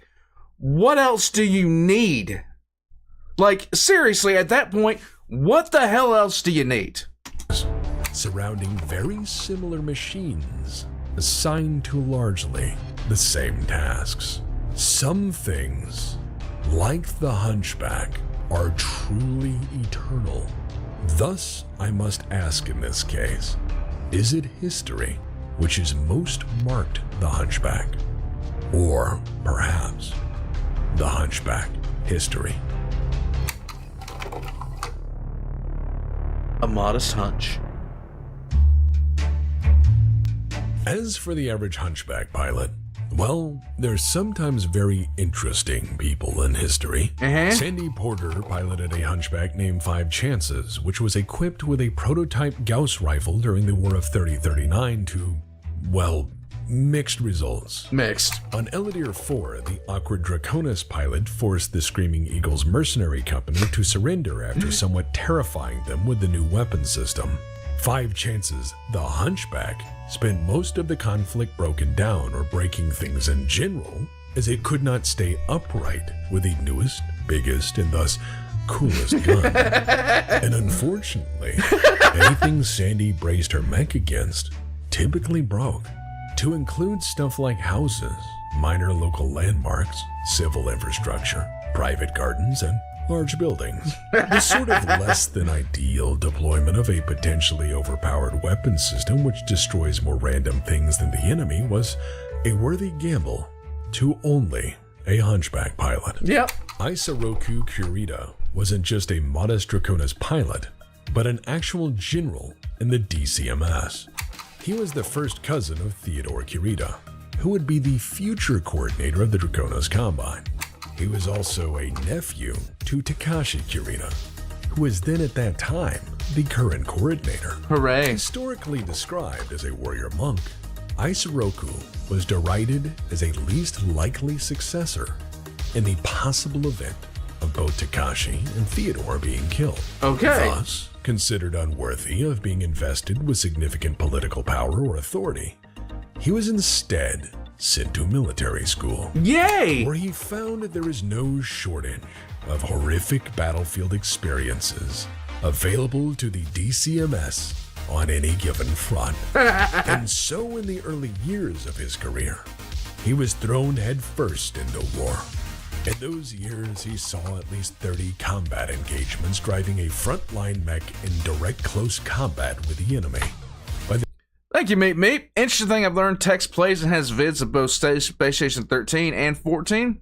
Very fun to watch. Also, apparently the reason they added station anchors to the game, he connected the ATS to the main station. What's the ATS, bud? I appreciate it, Meep, but, like, I have not played Space Station, like, I watched Seth's video on Space Station 13, but I haven't ever had a chance to play Space Station yet. I'm not sure when I'm ever going to be able to. I'm just not sure when I'm ever going to be able to. The time he was made commander of the Zunsheng Academy cadre, he had 22 confirmed personal kills against enemy battle mechs. His machine of choice, the Hunchback. Okay. And it kept him alive, which in a military that frequently expended both the brilliant and the bold at the same time as cannon fodder, was remarkable. By 3054, he held the rank of Taisho and was the military commander of the Diran military district, later appointed to warlord of the same by Takashi Kurita personally. A strong advocate for finding and then destroying a clan homeworld as an appropriate strategic response to their invasion, Isoroku was a foundational member of the Second Star League, which aimed to attempt mostly that. Later a capable politician, he served with distinction in successfully coordinating attacks against Avion during the Fedcom Civil War. His machine is a battlefield legend. It is named Murakumi, or Cloud Gatherer. This seemingly serene man, a warrior monk who favored point-blank autocannon slaughter, commanded armies from its simple seat, bringing havoc to the enemies of the dragon for decades of honorable service. Shakir Jarrar piloted a hunchback in the Corps of Swords and Sabers. Being a frontline street brawler during the Succession Wars was an unfortunate vocation. And Mr. Jarrar is indeed a relatable story of the time. He was an adopted orphan who dedicated his life to the state, which he felt he owed so very much. A steadfast believer in Bushido and utterly loyal to the Combine, he was secretly recruited into the ISF. His first assignment was to report on the personality of the unit's commander, and unfortunately in the eyes of the state, the now potentially unreliable Daniel Sorensen. It wasn't anything Sorensen had actually done, mind you, but rather where he was now from. Russelhag had split off, and he was now very suddenly a dual citizen, serving in the DCMS.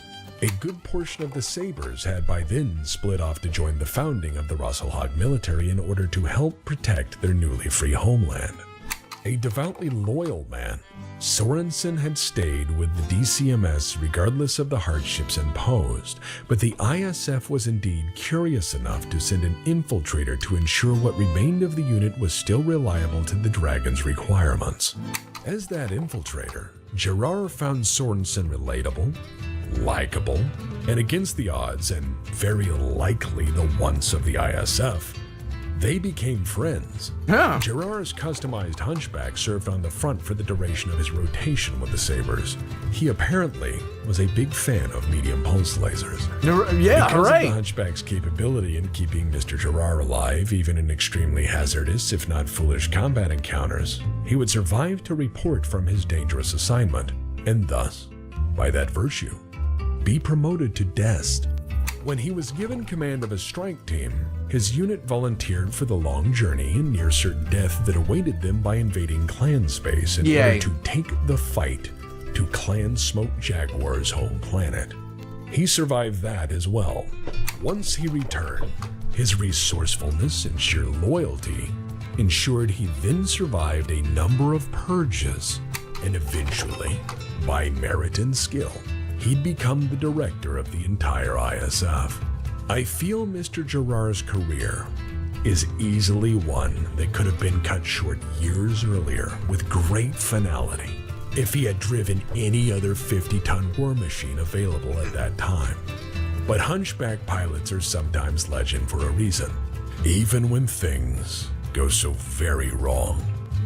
The saga of Sung's Cuirassiers is It's interesting because I never saw the Hunchback coming from Karita based off the way they decorate their mechs.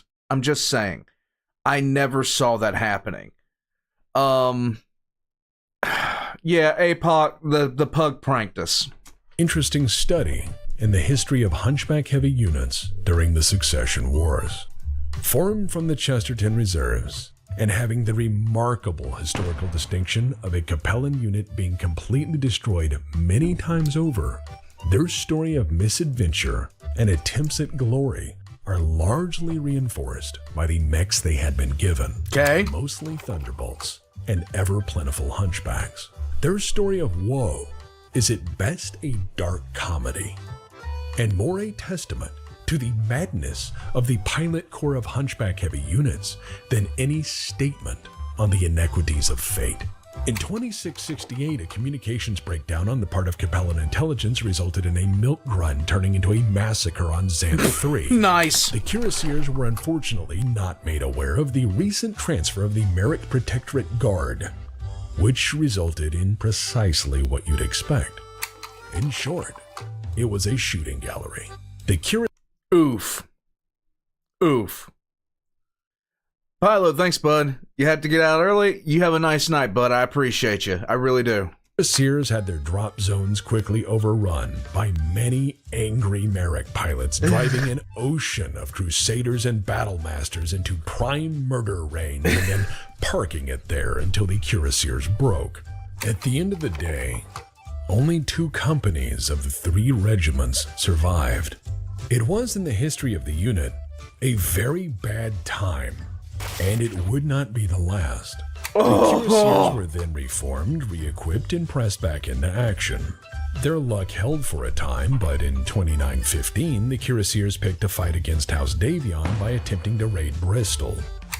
The Cuirassiers overshot their drop zones and then attempted to rally a response while fighting a local Davion militia, who was by then fairly well organized versus the very sloppy attack. And so the Cuirassiers were effectively destroyed again. The third time was the charm, as the Cuirassiers were again reformed, reforged, and with new mechs put back into the strategic deck. They managed to prove themselves worthy by taking Messertim from Davion in 2978. But unfortunately, perennially unlucky, they inevitably bit off more than they could chew. During a raid on Ingersoll in 2999, their skies darkened under a cloud of Merrick aerospace fighters, and yet again, remnants of the Cuirassiers barely escaped from the battlefield, with most of their forces demolished in the Blitz. Nice. Always seemingly destroyed, and somehow never quite defeated, Sung's Cuirassiers fairly sums up the line fighting typical of Hunchback-equipped units in that, despite all of its cursed, disastrous failures, poor leadership, exceptionally bad intel, and the unlucky fate of frequently being at the wrong place at the wrong time with the wrong equipment, the Cuirassiers have maintained one of the lowest transfer rates in any of the Capellan armed forces across its entire history. Because Hunchback pilots are just like that. They're frequently willing to take a savage beating just for the opportunity of delivering one back. Now, granted, if you were a Hunchback pilot, I mean, I would literally be sitting there having the Skyrim trailer playing the entire time. Because I would love to just sit there and line up the AC-20 shot, and to them there is one they fear, Dovahkiin, Dragonborn, and then I'd Fus Rodan punch the button to launch the AC-20 right into somebody's face. I'm just saying. Another unit of note to love the Hunchback for what it did best was McCormick's Fusiliers. 2 battalions under Colonel Henrietta McCormick formed one of the craziest units, if not the crazy backbone of the Northwind Highlanders mercenary company. They were special even among the Highlanders, and were the absolute standard of lunatic antics within that organization. For example, they always went into battle with their own bagpipe band. Their regimental performers and dance teams were frequently also the mobile hospital surgeons and other support staff, thus also accompanied them into battle. And far worse, they were always somehow in competition with another unit of the Northwind Highlanders, Marion's Highlanders, for most audacious unit. As you can expect, this sort of mad competition results in shenanigans. And when 2 mercenary commands with an apparent mercenary unit noted for audacious behavior have a fight over who can be a bit more bold, well, you end up with Hunchback stories. In 2834, during the defense of Tikhonov, the Fusiliers had a series of growing engagements with a notorious Davion mercenary unit, Kurgawa's Blood Lances. In 3 days, with many Hunchbacks and a handful of Orions, the Fusiliers decided to go hands-on using combined arms.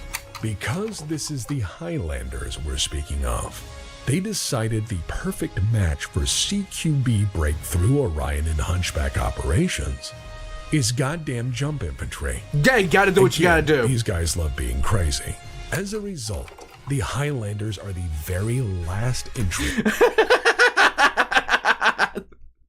Sorry we burned your planet, but you know what you did. In the MRBC database for Kurgawa's Blood Lances, disbanded in 2834 after being completely annihilated in a 3-day campaign of horrific, excessive, point-blank Armageddon. Because to a Hunchback pilot, this machine excels at transforming problems into craters.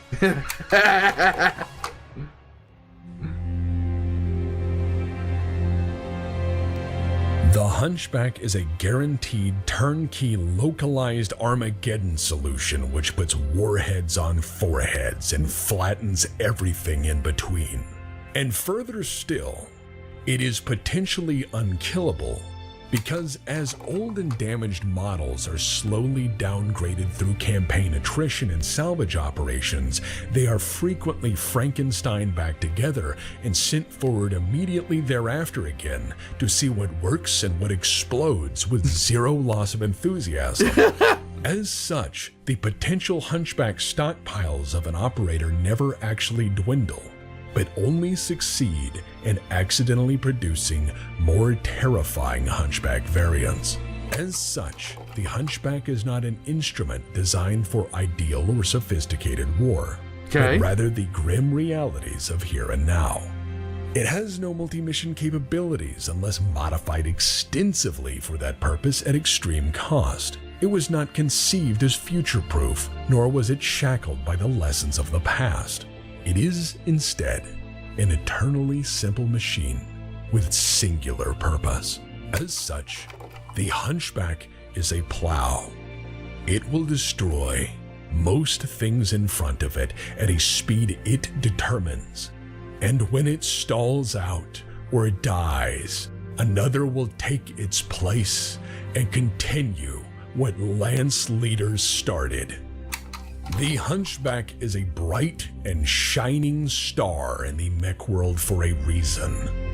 Because it is actually clear of purpose. The Hunchback is as well an enduring reminder that the customer can and will make their own product if the company fails to deliver on what the customer actually wants. To potential operators, the Hunchback is one of those rare machines that isn't too expensive, isn't too pretentious, is never limited in availability, and always scares the living hell out of anyone who faces it. The Hunchback reminds us that simple solutions are sometimes the most lasting ones. Yep. It is one of the greatest street fighters we ever built. 1 part gun, 2 parts fist, and all-wrecking machine. When the Star League was in its earliest days, the Hunchback was born. When the Star League fell, the Hunchback was battle-tested. When the Succession Wars ended, the Hunchback was a legend. And when the clans invaded, it was ready. It is a machine that is known and feared by its silhouette alone. It is a mech that continually reminds us that while there are a great many ways to kill, there are few that can do so with overwhelming cacophonous style.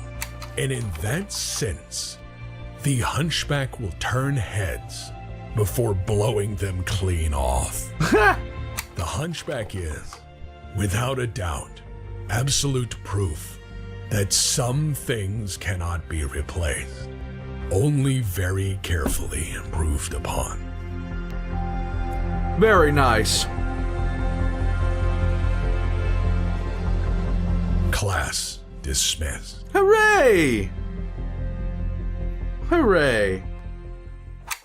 At this juncture, I want to thank all of the talented artists, painters, and pixel abusers who'd allowed Credits time, us guys. to present their tremendous efforts in order to make this project at all possible. I ask any and all members of the audience to support their work if it is suitable to your interests or personal projects, or at least to join me in appreciation for their sincere efforts at making this lecture series what it is. While our universe is far from perfect, it's certainly made easier through good friends and fine company. So again, a round of applause for all of our contributions to our most humble presentation.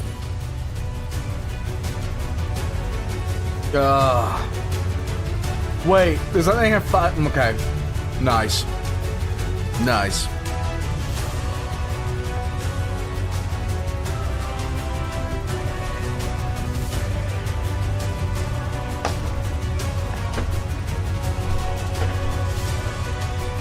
Snoop Dogg.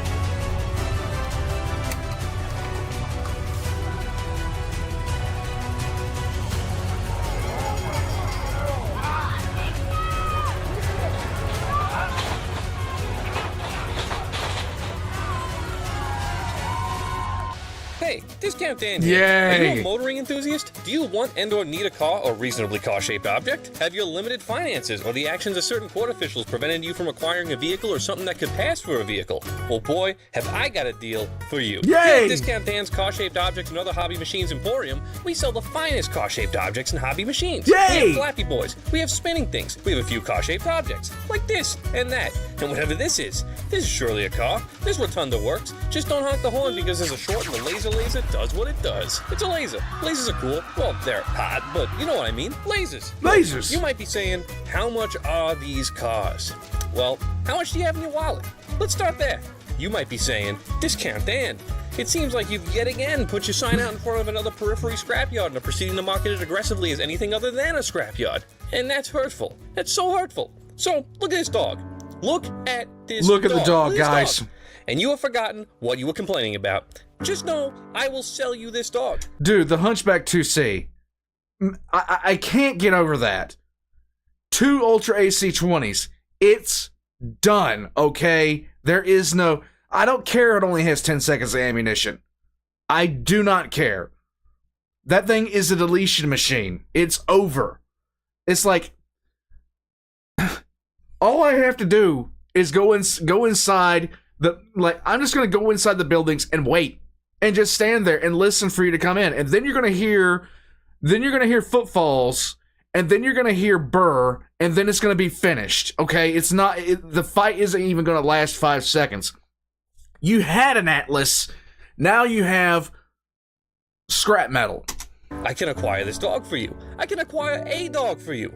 I can acquire as many dogs by the pound, live or dead, as you need, so come on down to Discount Dan's Car-Shaped Objects and Other Hobby Machines Emporium. Just drive past the ominous field of spikes, turn right, and head up the hill until you smell equal parts ozone and engine oil. Alright. You'll find the continent of bargains that is Discount Dan's Car-Shaped Objects and Other Hobby Machines Emporium. Just ask my chief mechanic.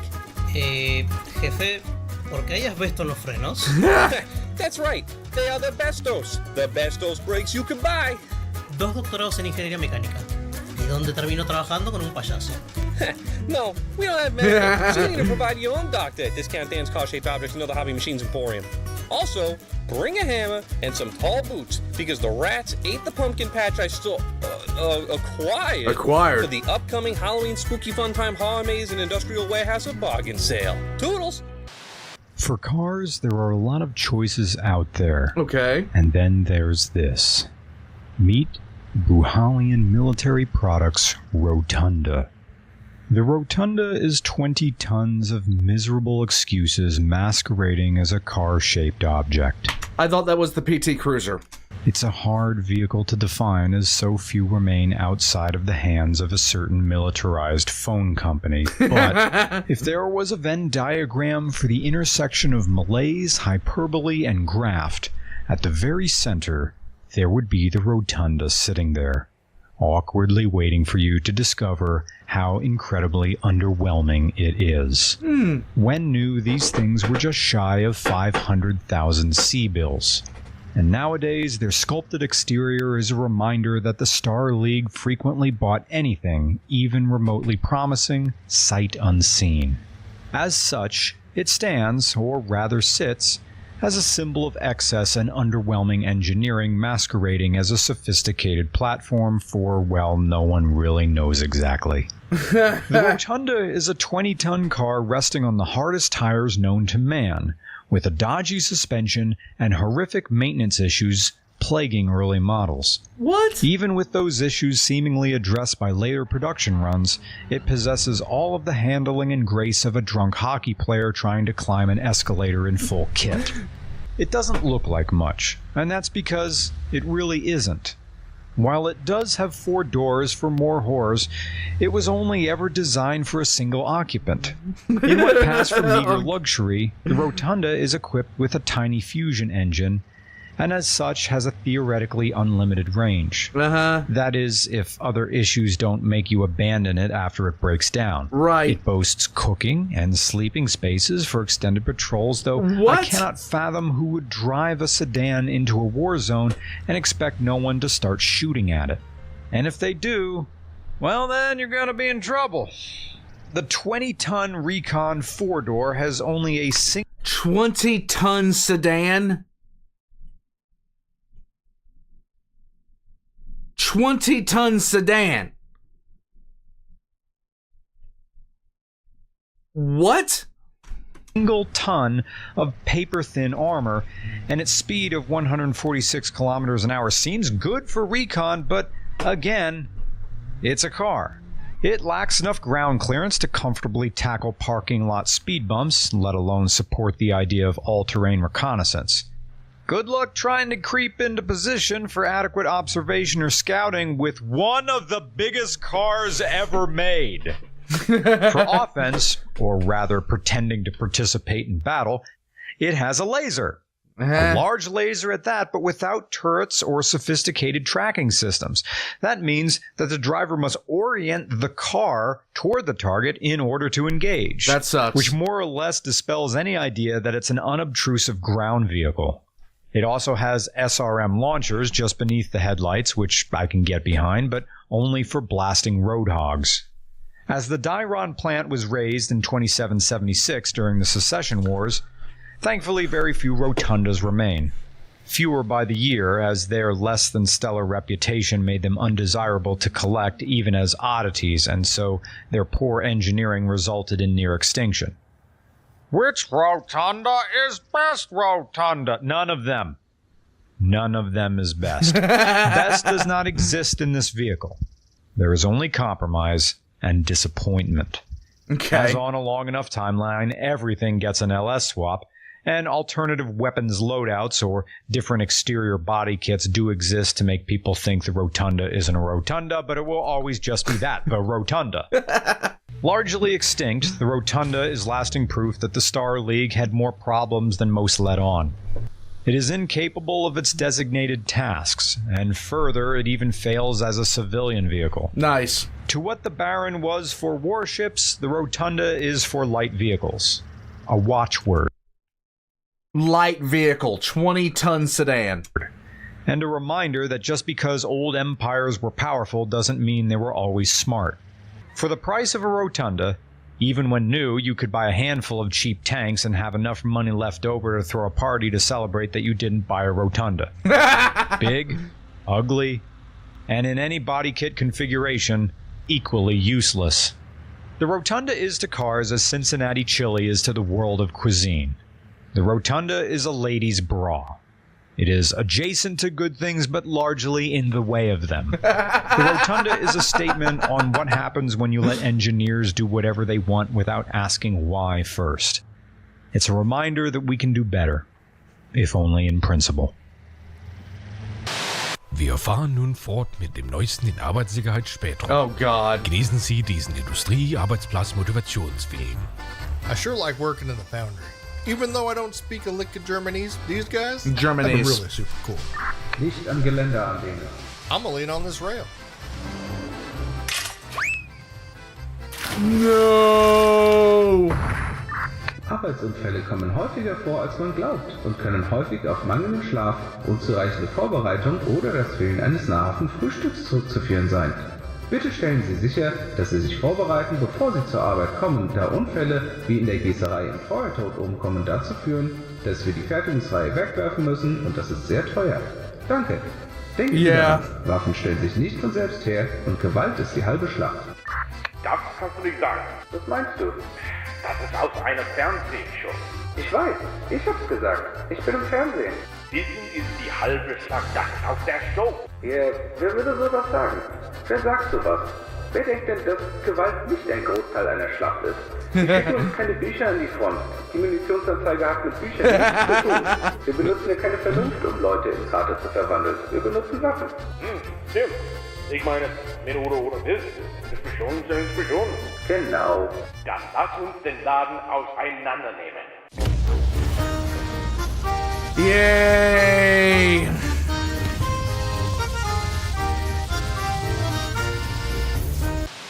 On Solaris, where the streets run bright with promise and red with blood, the Inner Sphere fights its latest threat. Hello? Who's there? Hello? Huh? Who's there? Who's there? Oh!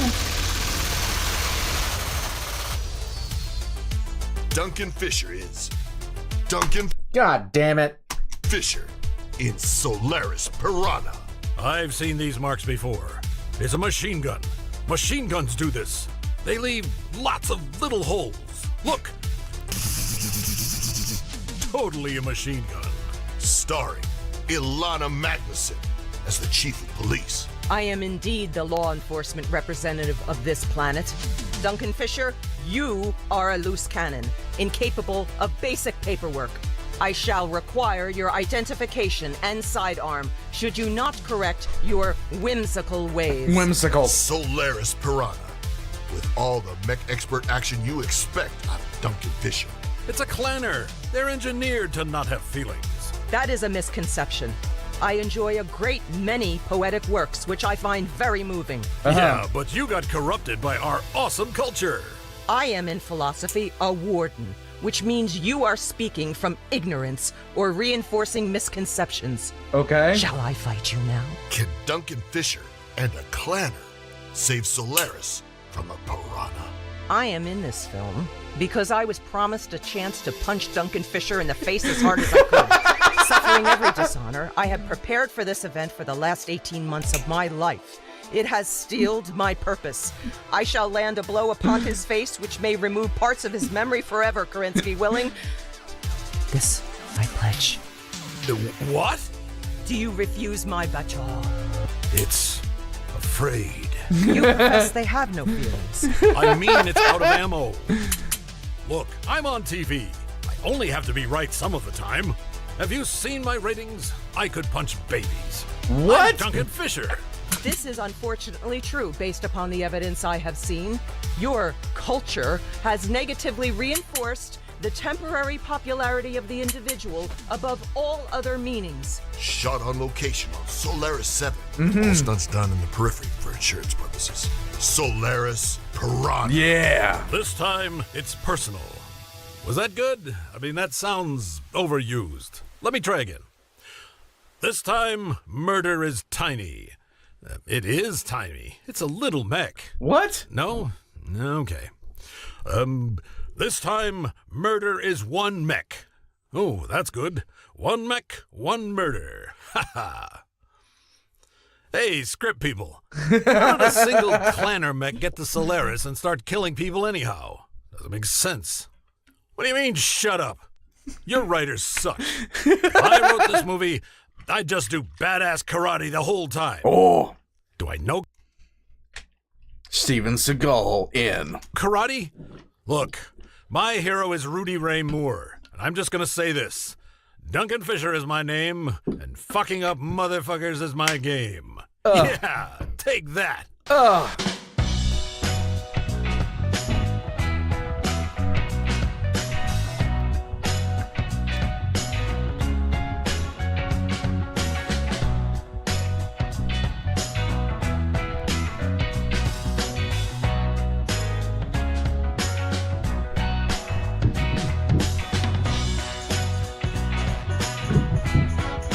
Okay. Yes. I still like the urban mech on tank skates. I still like the urban mech on tank skates. I'm just saying.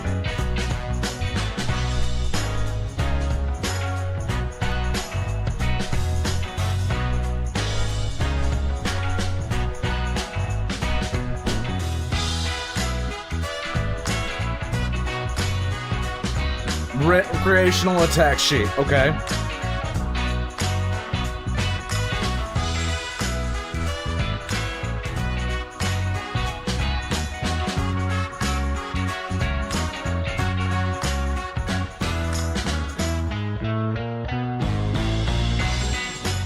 Not Alfarius. We got Raytheon ripped off.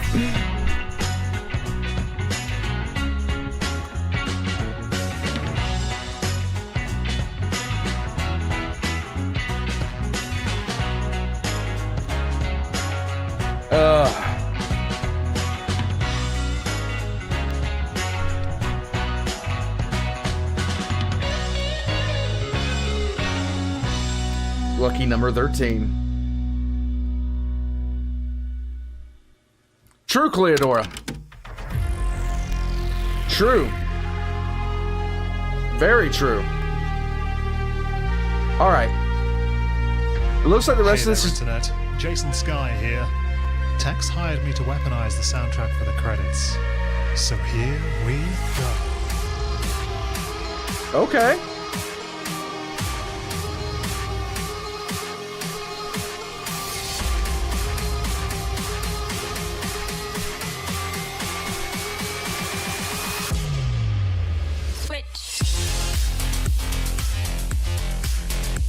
Okay.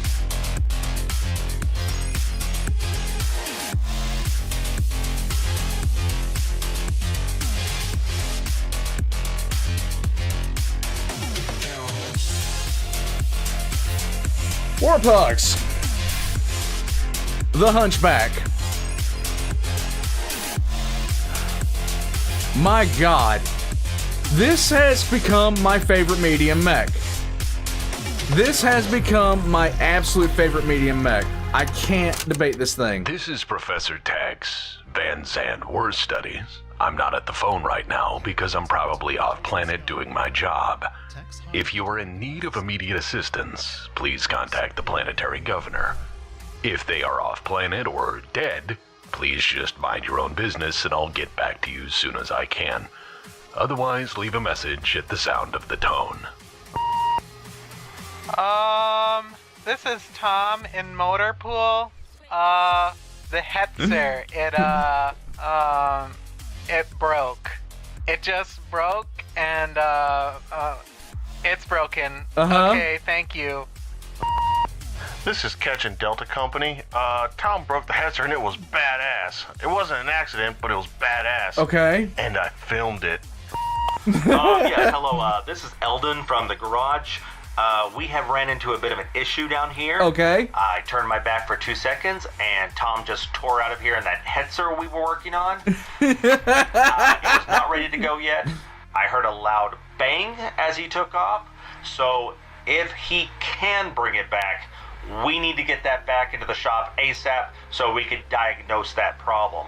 Also, my tools were still in that headset, so I would really appreciate it if he brought them back, or I'm going to need some new tools. Anyway, hope we can resolve this real soon. Thank you. Goodbye. Wow, that headset explode looks so gang one. Almost make the loop some more, but explode halfway through one lah. Yeah, that one gon' get already. Don't worry, we got some more one. But next time, we make the loop stronger, huh? Did I just get voicemail? Oh, hey, it's Diggs. Dropship is broken again. I'll get to it when I can, but it's broken. The OM2 reader says broken, like literally, the word broken. That's an error code, I assume. Yeah. Typically, it just says, please update the software, but hey, that's how they get you. Hey, did you know this thing was once a tug? Also, the code says the dropship is stolen, but I mean, who cares about that? Yeah, who Obviously, cares? if they wanted to keep it, they'd still be alive. Speaking of alive, I found the manual, and I read through it, and it turns out that we probably shouldn't have mounted those big gun turrets on it, because it compromises something, safety, something with the power plant. Oh, anyways, dropship's broken. Call me back. Box, Eu não nice. consigo pegar Neuro Helmet ou Cooling Jacket, mas a gente pode explodir headsets toda hora. Que diabo de país é esse? Pera aí, a loja de kebab abriu. Eu tava ligando sobre o que mesmo? Oh yes, I want a raise. Hello, Rastaban Agricultural. It is me, Presidente Vitalicio Solano Lopez the 24th. What do you mean putting rocket pods on a cattle master is a stupid idea? You know what's a stupid idea? Crossing me, Solano Lopez, the greatest dictator in all of Van Sant. Holy shit, is that a headset doing loops? Yes, marvelous. Marvelous. Hey man, this is Peoples over in Company B. Yeah, that headset's flat. It's done, flatter than a pancake now. Yeah, but Tom got out okay. You know, he was on fire some. Not all the way, you know. Just only some. Nothing big, you know. But yeah, we put him out mostly. Mostly. So, yeah, he's good. He's Okay. cool. Hey, good news. I got some brisket. Yeah, looking forward to cooking that up. Well, I got you. I figured I'd let you know. I may have tried to bayonet the mailman. All right, I'll talk to you later. Hey, I'm over here in the recon company, and bro, let me tell you, the coolest thing I saw, like, there was this hetzer going, and it was just like going along, hauling ass and firing shit, and then there was a plywood loop, and boom, it exploded, dude. It was done so, bro, it is done. Thank God they sell them by the dozen, right? Anyway, so I saw the hetzer and went, let's build a bigger ramp out of concrete, right?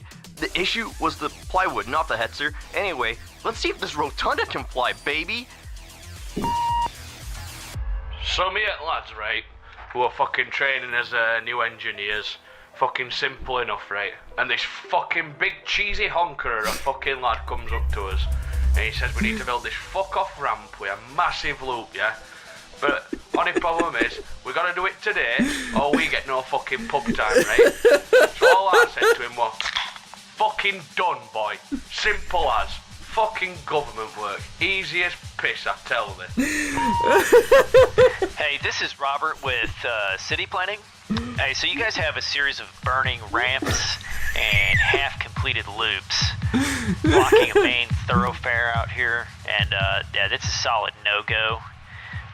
Please stop immediately. And there goes another one of your guys. Oh, hey, he might make it.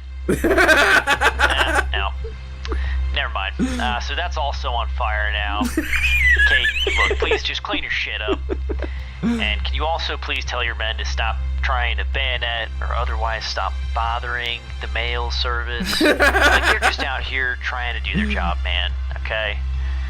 But yeah, if you guys could get on that, that would be great. That'd be great. This is Marshal Sims. The ramp shenanigans of the Van Zant Free State Militia are now the talk of the town and probably half the system. While doing badass things with government property isn't illegal per se, littering most certainly is. Please call me back to arrange for the collection of 7 ruined vehicles and 15 or so tires. Some of the tires are on fire. You will need a permit for that. Also, who owns a Rotunda?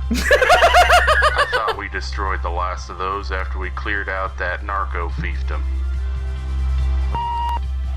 So I found the remains of these ramps and loops and stuff. Uh-huh. And I've been thinking to myself, man, what if I build a loop? One that's bigger and better than any of the others. Okay, maybe not better, just bigger, but you know. So, I'm borrowing the earth-moving equipment. If I die, tell my dad he can have the Pop-Tarts I buried in the yard. What? Yes, hello, this is Starport Management. I hate to bug you, but your guys are stealing construction supplies, which I have previously stolen, and I want those back. Also, why is there a rotunda in my fucking pool? You know what? Fuck it. I'm keeping it. It's mine now. Hey, this is Dots with the salvage crew. How do I get on this build ramp, destroy government property bandwagon? Seems like a good way to get out of work. I gotta go. Hi, this is the editor of Jane Starlight's Armor and Artillery of the Inner Sphere. I'm calling in response to your airborne Hetzer recording. It arrived on my desk this morning, and I hate to say it, but there is no active record for an air mobile or airdroppable Hetzer. Not that Yes. you can Yes, drop Alan. them, you just Van can't Sant drop is them more than great. once, even if they sometimes bounce. Please stop sending us film or misleading labels. Thank you, and have a good day. This is Dave over in the Van Zandt Department of Strategic Munitions, aka your pile of nukes you keep in the mountain and have mostly forgotten about. This is your regular reminder that the nukes are all here and in a pile. It's a big pile of warheads. Will you please send me someone to help sort them? Why? I think some of these are from the 21st, if not the 20th century. Who needs this collection of antiques anyhow? These are all just gravity bombs, as in you have to truck a plane over and drop them on people. I think most of them have timers on them. This is a museum, if not a petting zoo. Anyways, please send help so I can catalogue these things. I have no idea where they came from, and neither does anyone else. Nice. This is Dr. Bryn with Jane's Terra Aberdeen. I've overlooked your white paper for defense, and I have some pointers or modest critique. Okay. 1. Why are the strategic deployment tables in crayon? I'm not saying that it's offensive or wrong, but it really makes me wonder how much effort you put into planning. 2. The chapter entitled Fuck Around and Find Out should be retitled Irregular Strategic Dilemmas, and is appropriate language for the subject matter at hand. And 3, I found a recipe in here for ribs. The ribs are great. Thank you. This is Bjorn down at the drinking hall. Many injured persons came into the bar, toasting to their loop. This sounds glorious. I wish to write the loop.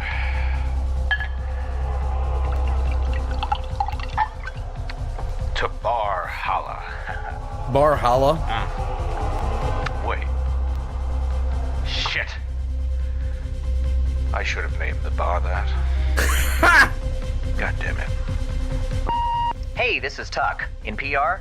So, the Hetzer thing's getting around. Uh-huh. I mean, it's a great video. Whoever shot this footage is, like, really talented. It's a good set of shots. Hets are gonna hets, am I right? Anyways, about the bake sale and raffle we have coming up. So, we have several choices for door prizes. I was thinking a small, say, 15 or 20 kiloton nuclear warhead. Just, you know, a little bit of a party popper. Yeah. Whatever. TLDR, we have too many nukes. Let's do something about it. 2 birds, 1 stone, right? Also, what ice cream we making this Area. I put him in here nice. I'm leaning chocolate because, I mean, it's chocolate. I'll be bringing bourbon pecan pie. So, tell me what the rest of the guys are up to. Thanks. And think on the nuke. Mm-hmm. End of messages. Nice.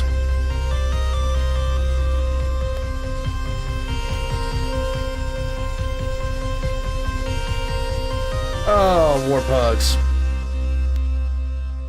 You gotta love it. Dun dun dun dun dun dun. All right, movie's over. See you guys next time and take it easy. War pugs. This has become my favorite medium mech. Easy. Easy. Easy peasy. No problems whatsoever, okay? This thing is my favorite medium mech by a long shot. Because what else do I need to say? 2 Ultra AC-20s. What the fuck else do you need? What else do you actually require? I need nothing else. Warpugs, thank you so much for joining me. We're going to get ready to take off out of here. Next time is the Secession Wars. Next time is the Secession Wars. It is the first Secession War. We are going to do it in 2 parts because, my God, this is a long video. But it's going to be my first time seeing anything from Sven, and I can't wait. Guys, thank you so much for, like, supporting this as far as something that I do every week. Something I'm doing every week now. I'm having a lot of fun doing this. BattleTech Tuesdays is becoming a thing. I'm just saying it's becoming like a thing for me. It's a weekly event now. But Warpugs, until next time, thank you so much for joining me. I'll catch you guys later.